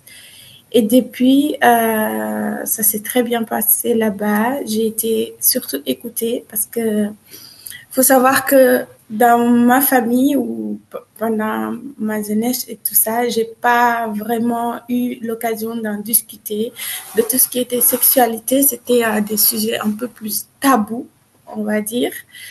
Et donc voilà, je parlais pas du tout avec ni avec ma maman d'ailleurs, ni avec le reste de ma famille, et qui pourtant se compose de plein de femmes. Malheureusement, on n'en discutait pas du tout. C'est des sujets qui, voilà, comme je l'ai dit, un peu mis à l'écart. Et donc, oui, quand je suis arrivée là-bas, j'ai vu, enfin, à travers mes discussions avec Sandrine et tout, j'ai appris déjà à me connaître et aussi à savoir, au fond, ce que je voulais pour moi et ce que je pouvais supporter ou pas. Donc voilà, c'est des choses qui, c'est l'une des choses qui m'a beaucoup plu chez Semali. Je ne sais pas si Sandrine est là. Allô? Oui, oui, je suis là. Oui. Peut-être, est-ce que c'est, alors facile, je ne sais pas si c'est le bon mot, mais en tout cas, est-ce que c'était facile justement d'aborder ce sujet de l'intime, même si je ne me souviens plus où c'est tout, mais ta demande première en venant à C'est ma vie, c'était quoi? Alors, c'était plus au niveau chirurgie, je dirais, parce que je voulais avoir une reconstruction. Et donc, au fur et à mesure que je discutais avec vous, avec le gynéco et tout, quand on m'a dit de faire des séances avec toi notamment, j'ai aussi mis un peu à côté cette notion de chirurgie parce que je me suis rendu compte qu'il y avait des choses derrière auxquelles je connaissais pas, telles que le vaginisme qu'on m'a découvert. Et donc, voilà, c'était ça au départ. Et après, je me suis rendu compte que c'était vraiment pas une nécessité primordiale pour moi d'avoir une chirurgie en premier. Voilà. Et voilà, le Et reste. est-ce que ah pardon. Non, dis-moi. Mais justement, tu fais des études d'infirmière que tu termines d'ailleurs. Est-ce que du coup, ce sujet, bon, alors nous déjà, on te remercie d'être là et puis surtout aussi de parler à visage découvert parce qu'on se rend compte que c'est vraiment pas évident et que si beaucoup de femmes qui sont passées à C'est ma vie, ben parfois elles ont très envie de pouvoir participer, et transmettre l'information, mais le faire à visage découvert est souvent extrêmement difficile. Mhm. Est-ce que toi, tu as le sentiment, le fait de le faire à visage découvert, pourquoi est-ce que ça, pour toi, c'était important? Alors, déjà, c'est en fait l'excision, c'est un combat que je veux mener depuis que j'étais très très jeune. Je me rappelle en secondaire, il y avait un sujet qu'il fallait développer en néerlandais et ils avaient choisi le sujet de l'excision, donc ça commence pas maintenant. Et je me suis dit aussi que même si en parlant, si les gens ne voient pas mon visage, ils savent pas en fait qui je suis et ils pourront peut-être pas se projeter ou encore se voir à travers moi. Donc je me dis, si je peux aider quelqu'un qui peut-être se voit à travers moi et qui m'entend et qui voilà, qui a besoin d'aide et qui fait appel à l'équipe, moi ça me va très bien. Donc, c'est plus pour que les gens puissent se reconnaître que je le fais. Voilà. J'ai encore peut-être une question. Est-ce que toi, maintenant, dans ta pratique d'étudiante d'infirmière, et donc peut-être si tu te projettes en tant qu'infirmière, comment est-ce que tu penses que est-ce que tu vas amener le sujet ou pas? Ou est-ce que par rapport aux autres étudiants, tu as sensibilisé au sujet? Sensibiliser, je dirais que oui, j'en discute pleinement avec surtout lors des séances de labo et tout ce qui est tout ce qui parle de tout ce qui est appareil urogénital, on en discute. Et d'ailleurs, la plupart du temps, enfin, quand on représente la partie génitale de la femme, on n'a pas vraiment le clitoris qui apparaît ou encore enfin, des choses comme ça qui arrivent, quoi, qu'on ne voit pas sur les annales ou encore sur les mannequins et tout. Mais donc, voilà, je mets le sujet à table et je leur dis que c'est pas tout le temps comme ça, que je leur explique qu'il y a des femmes, notamment moi ou d'autres filles, qui ne se reconnaissaient pas en fait à travers leurs mannequins qu'ils ont sur la table ou encore les dessins qu'on a sur les papiers. Donc oui, on en discute. Donc, tu aides d'autres femmes à connaître leur corps, qu'elles soient intactes ou pas intactes. C'est ça. Merci beaucoup. Merci Merci beaucoup, à vous. Senaitou. Un grand merci au Sénatou. Voilà, je vois qu'il y a plein de petits messages dans le chat avec des cœurs, avec c'est super. Donc tu es très soutenu là par toute la communauté qui est là pour le webinaire et tu pourras réintervenir tout à l'heure dans les questions-réponses. Je vais laisser la parole maintenant à Fausse Mohamed Nour. Merci pour ta patience, Fausse. Donc Fausse, c'est une collègue depuis plusieurs années. Elle travaille au GAMS. Elle est d'origine somalienne. Et je dis souvent, sans Fausse, je pourrais pas du tout faire les consultations de femmes somaliennes. Donc moi, j'ai eu la chance de travailler en Somalie, mais il me reste que quelques mots, calé, calé, souk, souk. Tout le monde rigole avec mes quelques mots de somalien. Et donc, voilà, j'appelle régulièrement Fausse pour m'accompagner pour les consultations. Et c'est au-delà d'une traduction. Je dis toujours faux, c'est pas de la traduction mot à mot, c'est de la médiation interculturelle. Et voilà, donc Fausse, tu as la parole et tu peux expliquer voilà, comment ça se passe les consultations quand tu es là à C'est ma vie, les demandes des femmes. Et je sais que des fois il y a plein de choses. Moi, je te demande pas des fois de traduire tout ce que tu dis, parce que je sais que tu es là, voilà, pour accompagner les femmes. Tu fais ton job. Donc voici, on va avoir les coulisses des consultations. Bien sûr. Bonjour tout le monde. Voilà, comme vous savez, je suis Foss. Voilà, je traduis beaucoup plus tous les mardis matin avec Fabienne et Martin. Pour la traduction en langue somalie, quand les femmes arrivent chez Fabienne, qu'elles sont toutes peureuses et qu'elles arrivent et qu'elles disent, attendez, je vais appeler Foss, et qu'elles entendent ma voix, elles disent, ah, il y a quand même quelqu'un derrière le téléphone et tout. Et donc, voilà. Donc, avant de commencer la traduction, c'est que moi, je commence de créer le lien de confiance. Je suis quand même derrière le téléphone, mais je vais pas directement aller, je vais me présenter. Je vais leur dire que je suis aussi somalienne, que je viens de le même pays qu'elle et que j'ai aussi subi l'excision, l'infibulation et que je suis là aussi pour vraiment faciliter le lien entre le professionnel et elle. Et vraiment, et je vois le visage qui commence à vraiment à se laisser aller, à se laisser aller tout doucement. Et donc, voilà, des fois, j'ai essayé c'est comme plus ou moins, on fait le premier accueil, moi et Fabienne. Et donc, j'essaie de telles questions qu'elle me pose et directement, je pose en somalien et vice-versa pour vraiment compléter le dossier de C'est ma vie et aussi donner d'autres conseils parce qu'elle nous pose beaucoup de questions que soit le moment qu'elle a quitté un pays, quand elle est venue en Belgique, c'est quoi sa demande, comment on peut l'aider et l'orienter et tout. Et vraiment, elle s'est laissée aller. Et donc, à un moment, quand après que le Fabien finit la consultation par un codage, il y a Martin. Donc, on doit inviter Martin. Et quand on dit Martin, c'est un homme, elle commence à dire, ouh, c'est un homme, comment on va faire et tout.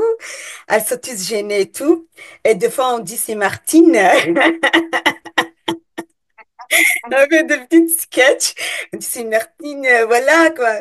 Et des fois, il dit Assalamu alaikum quand il rentre. Et je vois vraiment, j'entends à travers la voix des dames qu'elles sont vraiment à l'aise. Elles se laissent aller. J'ai dit voilà, c'est le médecin, le gynécologue. Celui qui va diriger le certificat qui vous êtes venu faire assez ma vie et qu'il est là pour vous et vraiment n'ayez pas peur de vraiment déposer tous vos craintes, toutes vos douleurs que vous avez parce qu'il va noter derrière le certificat. Et là, vraiment, à un moment donné, elle commence à se cacher le visage avec le petit foulard et tout. Et ça se passe vraiment au bien. Et ici, au niveau de l'accompagnement qui est exactement que moi je fais, pas seulement le c'est ma vie, il y a aussi le désinfibulation. Je suis aussi, j'accompagne les femmes qui demandent la désinfibulation, qui soit à c'est ma vie ou d'autres hôpitaux ici en Belgique, où je passe toute la journée avec elles pour leur dire, je suis là. J'ai subi la même chose, je sais qu'est-ce que ça veut dire et je sais le douleur qu'on sent et j'aimerais bien vous accompagner et je passe la journée avec elle, qu'il soit à Bruxelles et qu'il soit ici au niveau Liège ou Wallonie, pour vraiment l'assurer et dire vous n'êtes pas seul. Vous n'êtes pas seul et on est là pour vous accompagner et n'ayez pas peur. Et ne pensez pas, c'est quand on va penser demain au pays, oui, parce que tu as fait la désinfibulation, tu as quitté le pays, ah oui, tu as fait, tu étais allé voir quelqu'un. Non, vraiment, c'est dire, je suis somalienne, je suis là. C'est pas le fait d'être désinfibulé que je n'ai pas trouvé d'un homme. Donc voilà, vraiment l'assurer et vraiment l'accompagner. Il y a aussi la préparation à la naissance. Il y a des dames somaliennes qui viennent ici en Belgique, primo-arrivants en demande d'asile. Et on a des ateliers préparation à la naissance. Et ces femmes-là, c'est des femmes qui ont déjà des enfants au pays, mais qu'elles sont réinfibulées. Donc, chaque accouchement, elles sont réinfibulées. Et ici, quand elles viennent ici, voilà. Donc, on l'explique déjà le parcours des grossesses, parce qu'en Afrique, il n'y a pas un suivi des grossesses. Elles se posent beaucoup de questions pour dire pourquoi j'ai fait autant d'examens. Pourquoi j'ai fait autant de prises de sang? Qu'est-ce qui se passe? Pourquoi on regarde? Donc, elles pensent qu'elles sont malades. Et donc, toutes ces idées reçues, donc on essaye de vraiment faire en 3 cycles de l'accompagner, de le donner, d'expliquer avec ma collègue Pauline, qui est sage-femme, leur vraiment toutes leurs questions qui soient. Alors, quand il n'y a pas de bonne communication ou qu'il n'y a pas de communication tout court, j'accompagne la femme chez le gynécologue pour pouvoir vraiment expliquer ses besoins, d'expliquer aussi que voilà, la madame est infibulée et qu'elle a peur de trouver un gynécologue qui ne connaît rien, de se retrouver après euh, devant tout le monde, de que tout le monde qui regarde, donc qu'elle est gênée. Et sinon, ma collègue Pauline fait un lettre de type où en expliquant voilà les besoins de cette dame-là et comment on pourrait les accompagner et tout ça. Donc, il y a plein de trucs que je fais en fait, que ce soit des femmes somaliennes et que des femmes guinéennes, parce que j'accompagne des femmes guinéennes aussi. Pas seulement qu'elles parlent français et qu'elles se débrouillent, non, parce que je fais aussi accompagnement physique, parce que je suis à côté d'elles, parce qu'elles se voient en moi. Donc, et je la rassure et je l'accompagne et je dis, voilà, dès qu'elle a des questions, qu'elle n'hésite pas à me contacter vraiment pour faire le lien entre le médecin et le bénéficiaire, les dames. Voilà. Un énorme merci, Fausse. Et ce que tu soulignes, c'est cette super collaboration entre le milieu des ONG, des associations et l'hôpital Saint-Pierre, en fait, hein. Donc, l'hôpital Saint-Pierre ne reste pas seul comme ça dans sa tour d'ivoire. Et je crois que sa force et sa richesse, c'est de d'ouvrir aux organisations. Et avec le GAM, ça marche dans les deux sens. Donc autant au GAMS, on peut en premier accueil social voir des femmes qui connaissent pas l'hôpital, c'est ma vie, et on va les aider à prendre un rendez-vous. Ou dans l'autre sens, on a des dames qui viennent ici pour la première fois en consultation. Ce matin, on avait des consultations et il y a des dames, voilà, qui connaissaient pas le GAMS. Et donc c'est l'occasion aussi pour elles de participer à des activités, comme tu mentionnais, la préparation à la naissance avec une sage-femme et des travailleuses interculturelles. Donc ça aussi, je pense, dans les recommandations, les bonnes pratiques, c'est vraiment que l'hôpital puisse s'appuyer aussi sur les organisations communautaires comme le GAMS. Donc pour par rapport au Québec, voilà, si je peux donner aussi pour le futur, hein, des bonnes pratiques, c'est travailler ensemble parce qu'on a besoin les unes des autres. C'est pas rester chacun dans son coin, on est plus fortes ensemble.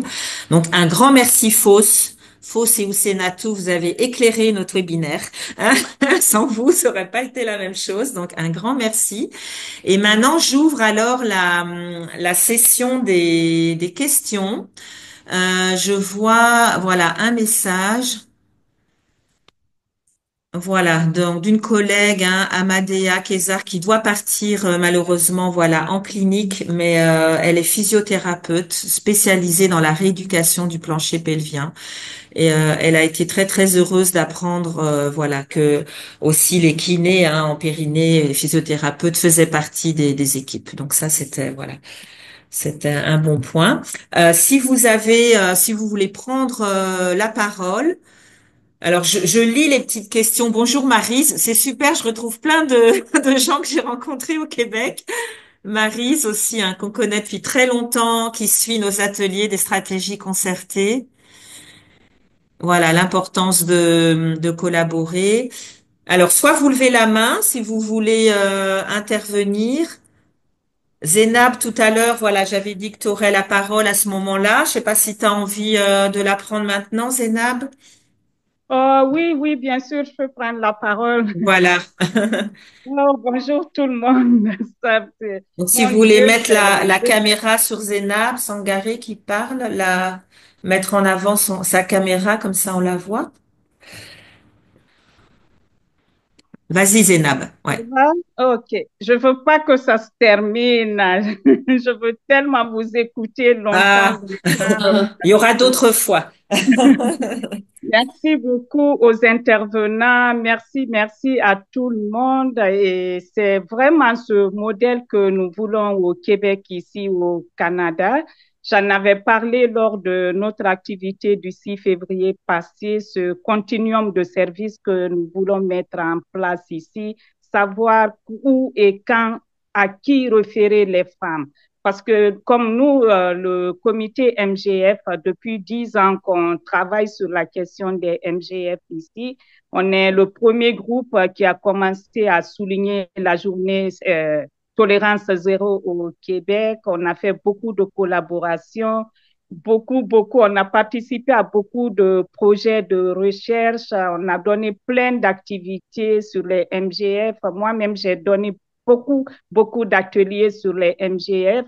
J'ai sillonné plusieurs régions du Québec ici pour aller recueillir les besoins des femmes. Beaucoup de travail a été fait déjà par le comité MGF qui a finalement, on était avec le RAFIC avant, pour un projet qui avait été financé par Justice Canada, mais malheureusement, on n'a pas eu de fonds pour pérenniser le projet et le besoin était là. Les femmes nous appellent toujours, elles viennent dans nos activités, mais on n'avait pas de fonds. Alors, ensemble, on a décidé de mettre une fondation sur pied pour pouvoir ramasser de l'argent pour aider les femmes éventuellement. Fait que, mais notre rêve, comme Abibata l'a dit, c'est vraiment avoir de bonnes collaborations, travailler en équipe. Je le fais déjà, j'ai déjà donné plusieurs ateliers avec Dr. Elise Dubuc. Au début aussi, il y a plusieurs années, j'ai travaillé avec Dr. Pouki également. Fait que on est là, on est ouverte à la collaboration, mais on veut ce continuum de services. Quand j'entends l'équipe de C'est ma vie, de GAMS aussi, la façon dont vous travaillez. J'ai entendu tout à l'heure, on ne veut pas que les femmes racontent leur histoire à plusieurs endroits. Je me vois comme un Zénab, moi, victime d'excision. Fait que des fois, je porte mon chapeau là. Qu'est-ce que je veux faire? Parce que j'ai entendu aussi, c'est un sujet tabou, comme Madame Ousenatou l'a dit, on n'a pas l'occasion de parler des MGF, de la question de MGF, de qu'est-ce que nous avons subi. On n'a pas l'occasion de parler avec personne dans nos pays d'origine. On n'a pas cette occasion, c'est pas un sujet de discussion, rien. Alors, ça prend des gens qui créent des liens de confiance. Là où je vais raconter mon histoire, ça ne me plaira pas d'aller le raconter à plusieurs endroits. Alors, si on réussit à mettre un comité multisectoriel en place, je n'ai pas besoin, par exemple, je vais aller chez Zénab, à la Fondation Zénab Sangaré, je vais parler là-bas, on a un espace sécuritaire pour parler. Je veux être référée tout de suite soit à Dr. Élise Dubuc, à Maryse, qui sont des sexologues où j'ai besoin d'un soutien psychosocial. Je vais être référée tout de suite à une psychothérapeute et il faut que j'ai ça. Moi, quand les CLSC m'appellent, ils me réfèrent des femmes, des fois, je suis démunie, je ne sais pas à qui je vais les envoyer. Il y a tellement d'autres besoins des femmes ici au Québec, mais on n'a pas ce système-là, on n'a pas ce corridor de service, cette continuité pour les femmes, on n'a pas ça ici encore. Alors, GAMS, c'est vraiment un bon modèle que peut-être que nous allons suivre. Et c'est ça. Merci aux intervenants. Merci Zénab. Donc, je vais terminer par quelque chose de positif, comme tu dis, on n'a pas encore, mais on peut l'avoir dans le futur. Donc, on peut travailler, voilà, pour ça, hein, une sorte de cartographie des services existants, tu vois, faire comme une carte psychosociale, médicale, enfin, tu vois, avec tous les, voilà, les références, les adresses, c'est que comme ça, chacun sait où envoyer au niveau psy, au niveau sexo, au niveau chirurgical. Euh, au GAMS, on a aussi créé en Belgique le réseau des stratégies concertées qui permet de mettre ensemble les acteurs. Donc chaque année, on a une assemblée annuelle avec tous les acteurs concernés et ça a permis aussi de faire cette cartographie, de voir qui fait quoi. Donc c'est aussi cette approche, voilà, de stratégie concertée. Voilà, ou comme disait Abibata au début, hein, chaque année se dire on se met un thème pour cette année qu'on creuse et on avance sur ce thème-là. Donc c'est ce qu'on fait aussi avec les stratégies concertées. Cette année, c'est sur les parents protecteurs, c'est-à-dire comment on peut soutenir des parents qui ont envie de protéger leur enfant. Donc on va faire plusieurs thèmes, plusieurs ateliers sur le même thème pendant toute une année. L'année dernière, c'était sur la sexualité. Voilà, donc à chaque fois, et l'année, il y a 2 ans, sur le soutien psychologique en groupe ou individuel. Donc on essaye de creuser un thème sur une année en 5 ateliers avec à chaque fois des intervenants différents pour pas faire du saupoudrage et se dire, ben voilà, ce thème-là, on l'a bien creusé pendant une année et on pense qu'on a avancé et qu'on a pu dégager des recommandations et des actions ensemble. Voilà. Est-ce qu'il y a d'autres questions, interventions? Vous pouvez prendre la parole.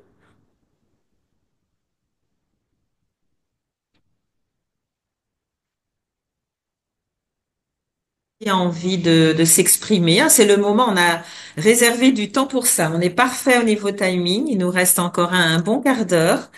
Donc, n'hésitez pas à partager des impressions, du vécu, une question. On est là pour répondre aussi aux questions. Très bien. S'il y a personne qui parle, je voulais juste te donner un petit Vas-y, prends recommandation la par rapport parole. à Bibata et Zeynep, parce que c'est comme vous allez en train de faire des groupes de parole et des dames qui sont concernées par l'excision, comme nous, enfin, en tout cas, c'est que je voulais vous dire de vous conseiller avant de s'engager dans un projet de sensibilisation, que ce soit la traduction et que ce soit la campagne pour les femmes, il faut d'abord faire un grand travail sur soi. Parce que le récit des femmes aussi, ça revient, c'est un réflexe.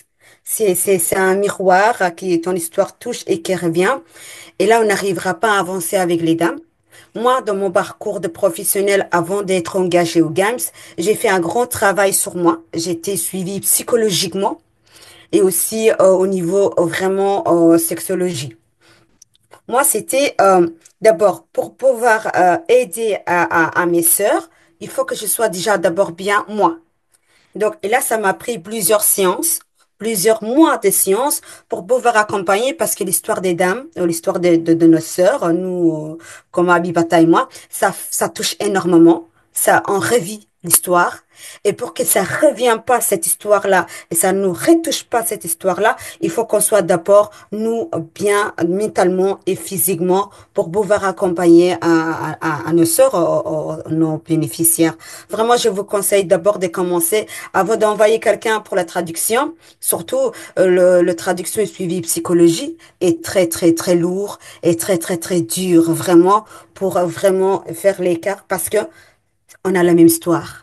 Et revivre la même histoire, c'est un peu compliqué. Et donc, je vous conseillerais d'abord de commencer de faire un gros travail sur soi pour pouvoir aider nos sœurs. Voilà. Juste. Tout à fait, Fox. Merci. Des fois, c'est sûr que ça vient nous chercher. Des fois, quand quelqu'un raconte ton histoire, tu te vois, tu te dis, c'est mon histoire qu'elle est en train de raconter. Oui, ça vient nous chercher. Ça vient me chercher quelquefois. Oui. C'est ça. Merci. Alors, je vois deux questions dans le chat. Une question de Cédric. Proposez-vous prochainement une formation à destination de psychologues qui travaillent avec des femmes excisées? Donc, je vois qu'il y a une demande si vous posez cette question. C'est vrai que par le passé, on a eu plusieurs séances. Et je vais relancer le pôle psychologique du GAMS. Voilà, je ne sais pas, Cédric, si vous faites partie d'un certain service ou je ne sais pas si vous voulez écrire dans le chat ou voilà, ou vous pouvez toujours nous écrire et puis on pourrait faire.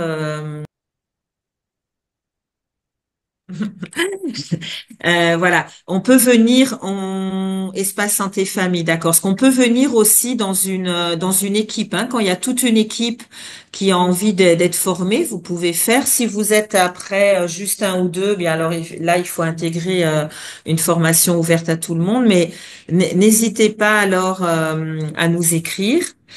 Euh, Vous pouvez écrire à info@gams.be et puis là on pourra vous donner les informations.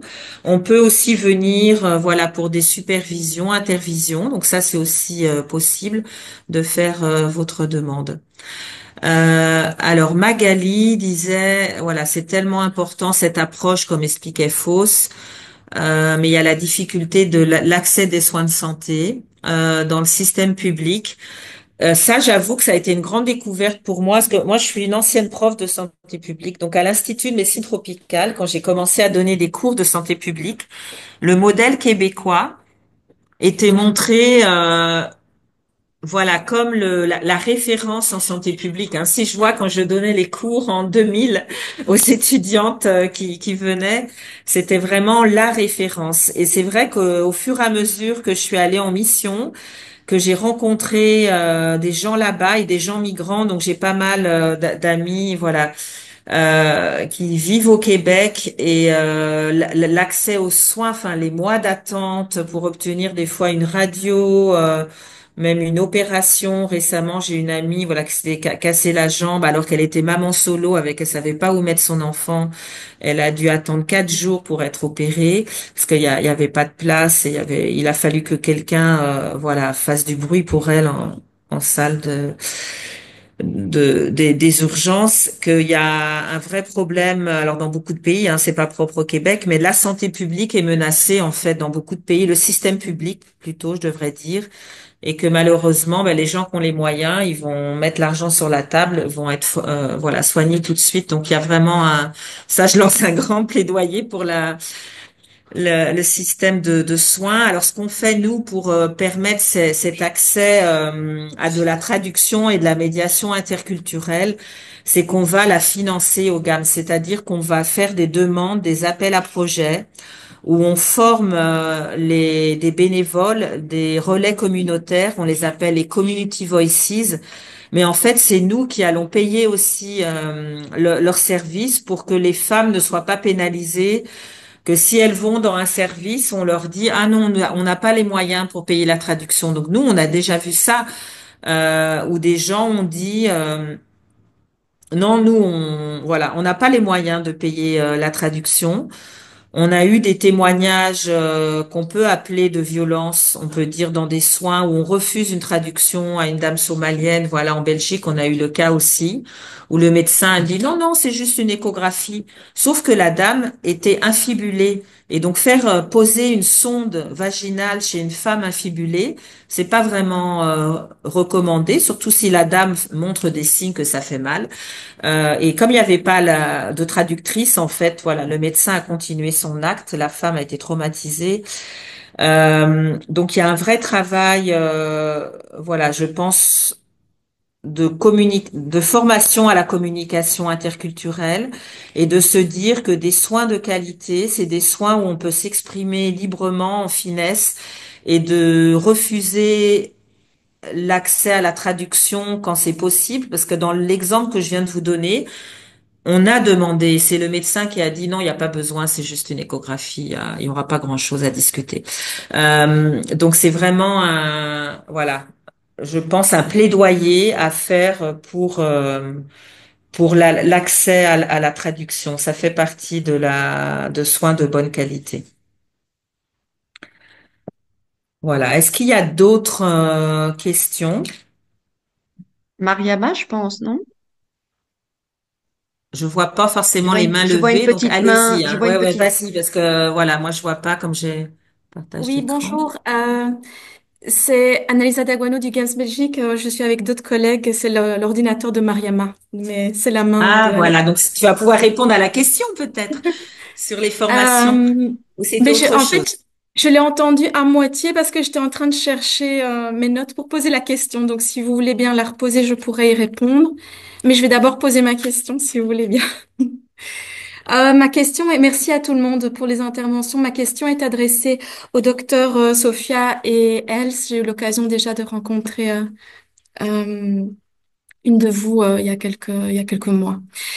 Donc, si j'ai bien compris, vous faites dans votre fondation des accompagnements thérapeutiques et j'ai vu dans le slide que vous différenciez accompagnement thérapeutique et évaluation médico-psychologique pour des personnes en situation d'asile. J'aurais aimé en savoir plus. Pourquoi vous différenciez les deux? J'imagine quand on va se rencontrer, ben, on va beaucoup en discuter. Est-ce que vous faites de l'accompagnement thérapeutique pour des personnes en situation d'asile et pourquoi avoir différencié les deux en fait? Voilà, Oui, merci. oui, bien sûr, mais c'est vraiment une très bonne question. Est-ce que vous m'entendez bien? Oui, moi oui. Oui, c'est Merci bon. Sophia. Oui, on t'entend. Ok. Ok. Pour plusieurs raisons, en fait, c'est que les contextes sont vraiment différents.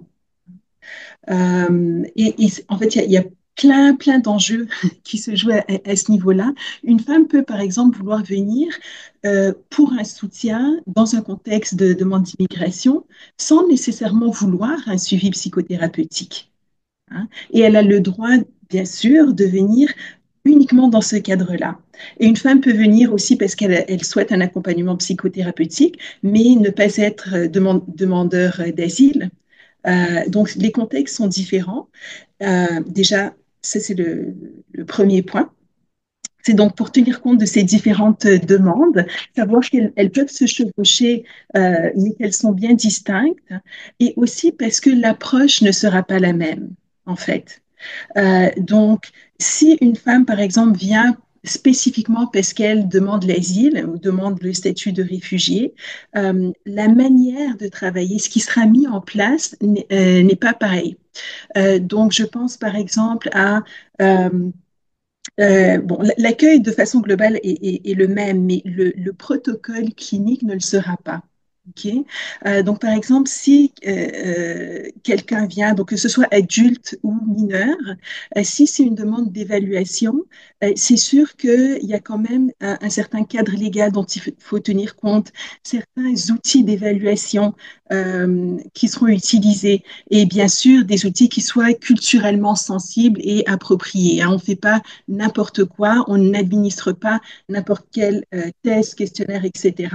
Bon, il faut le faire dans la mesure où ça aide, enfin du moins au Québec, hein. Je ne sais pas exactement comment ça se passe en Belgique, mais je sais que quand je fais ce type d'évaluation, et je l'ai fait aussi conjointement avec Élise, ça aide beaucoup.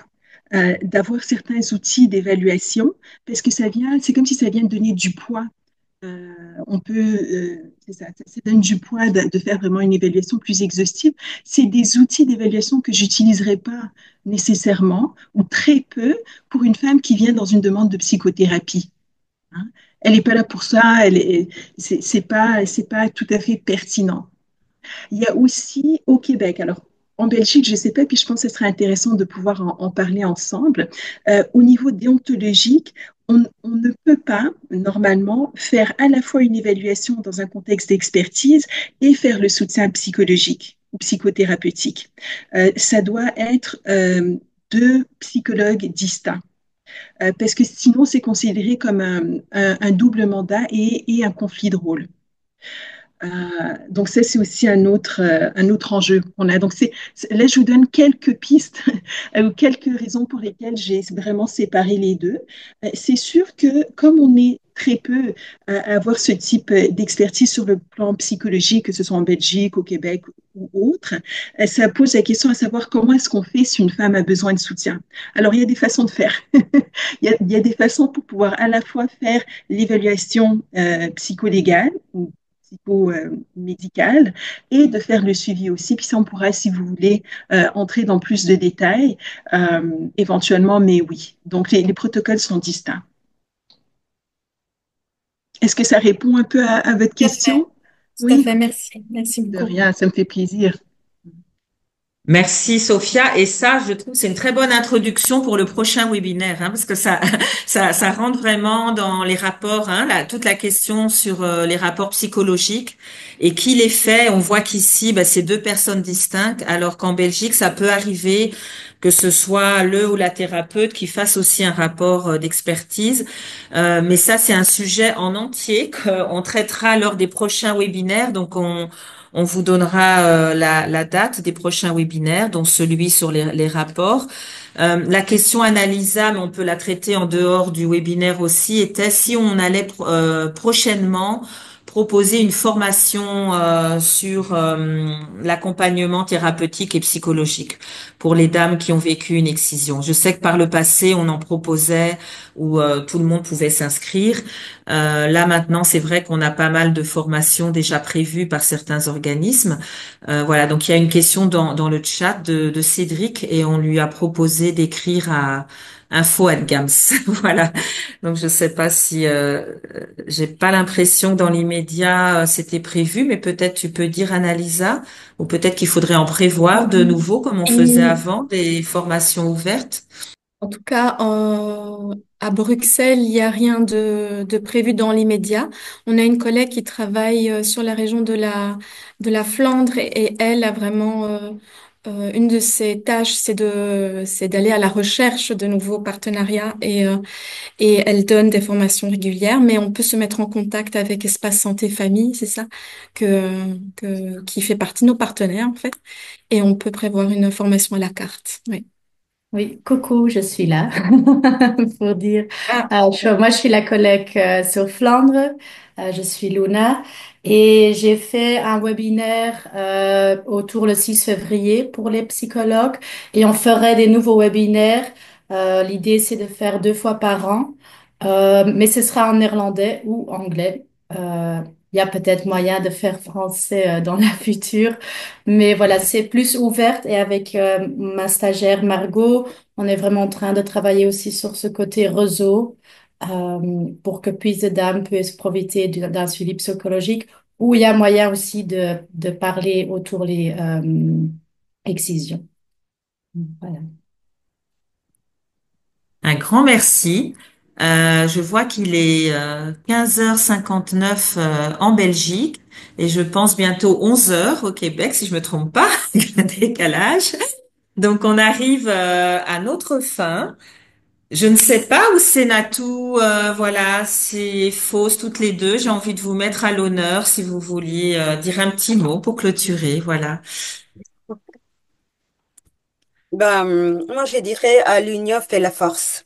Donc, plus on est unis, plus on est là et on va avancer ensemble et on va aider les femmes à vraiment se sentir mieux et l'accompagner vraiment jusqu'à qu'elles disent plus besoin de vous, je vais aller seule. Donc voilà. Vraiment, et merci pour les autres services qui sont là pour les femmes et merci pour elles. Ouais, je rejoins complètement ce Merci. qu'elle a dit. Merci beaucoup. Et continuez à nous écouter et à nous entraider aussi en tant que femme. Et merci à tous les gynécologues, à la sexologue et à tout le monde. Vraiment, merci beaucoup. Merci. Et de l'autre côté de l'océan, Abibata, un petit mot.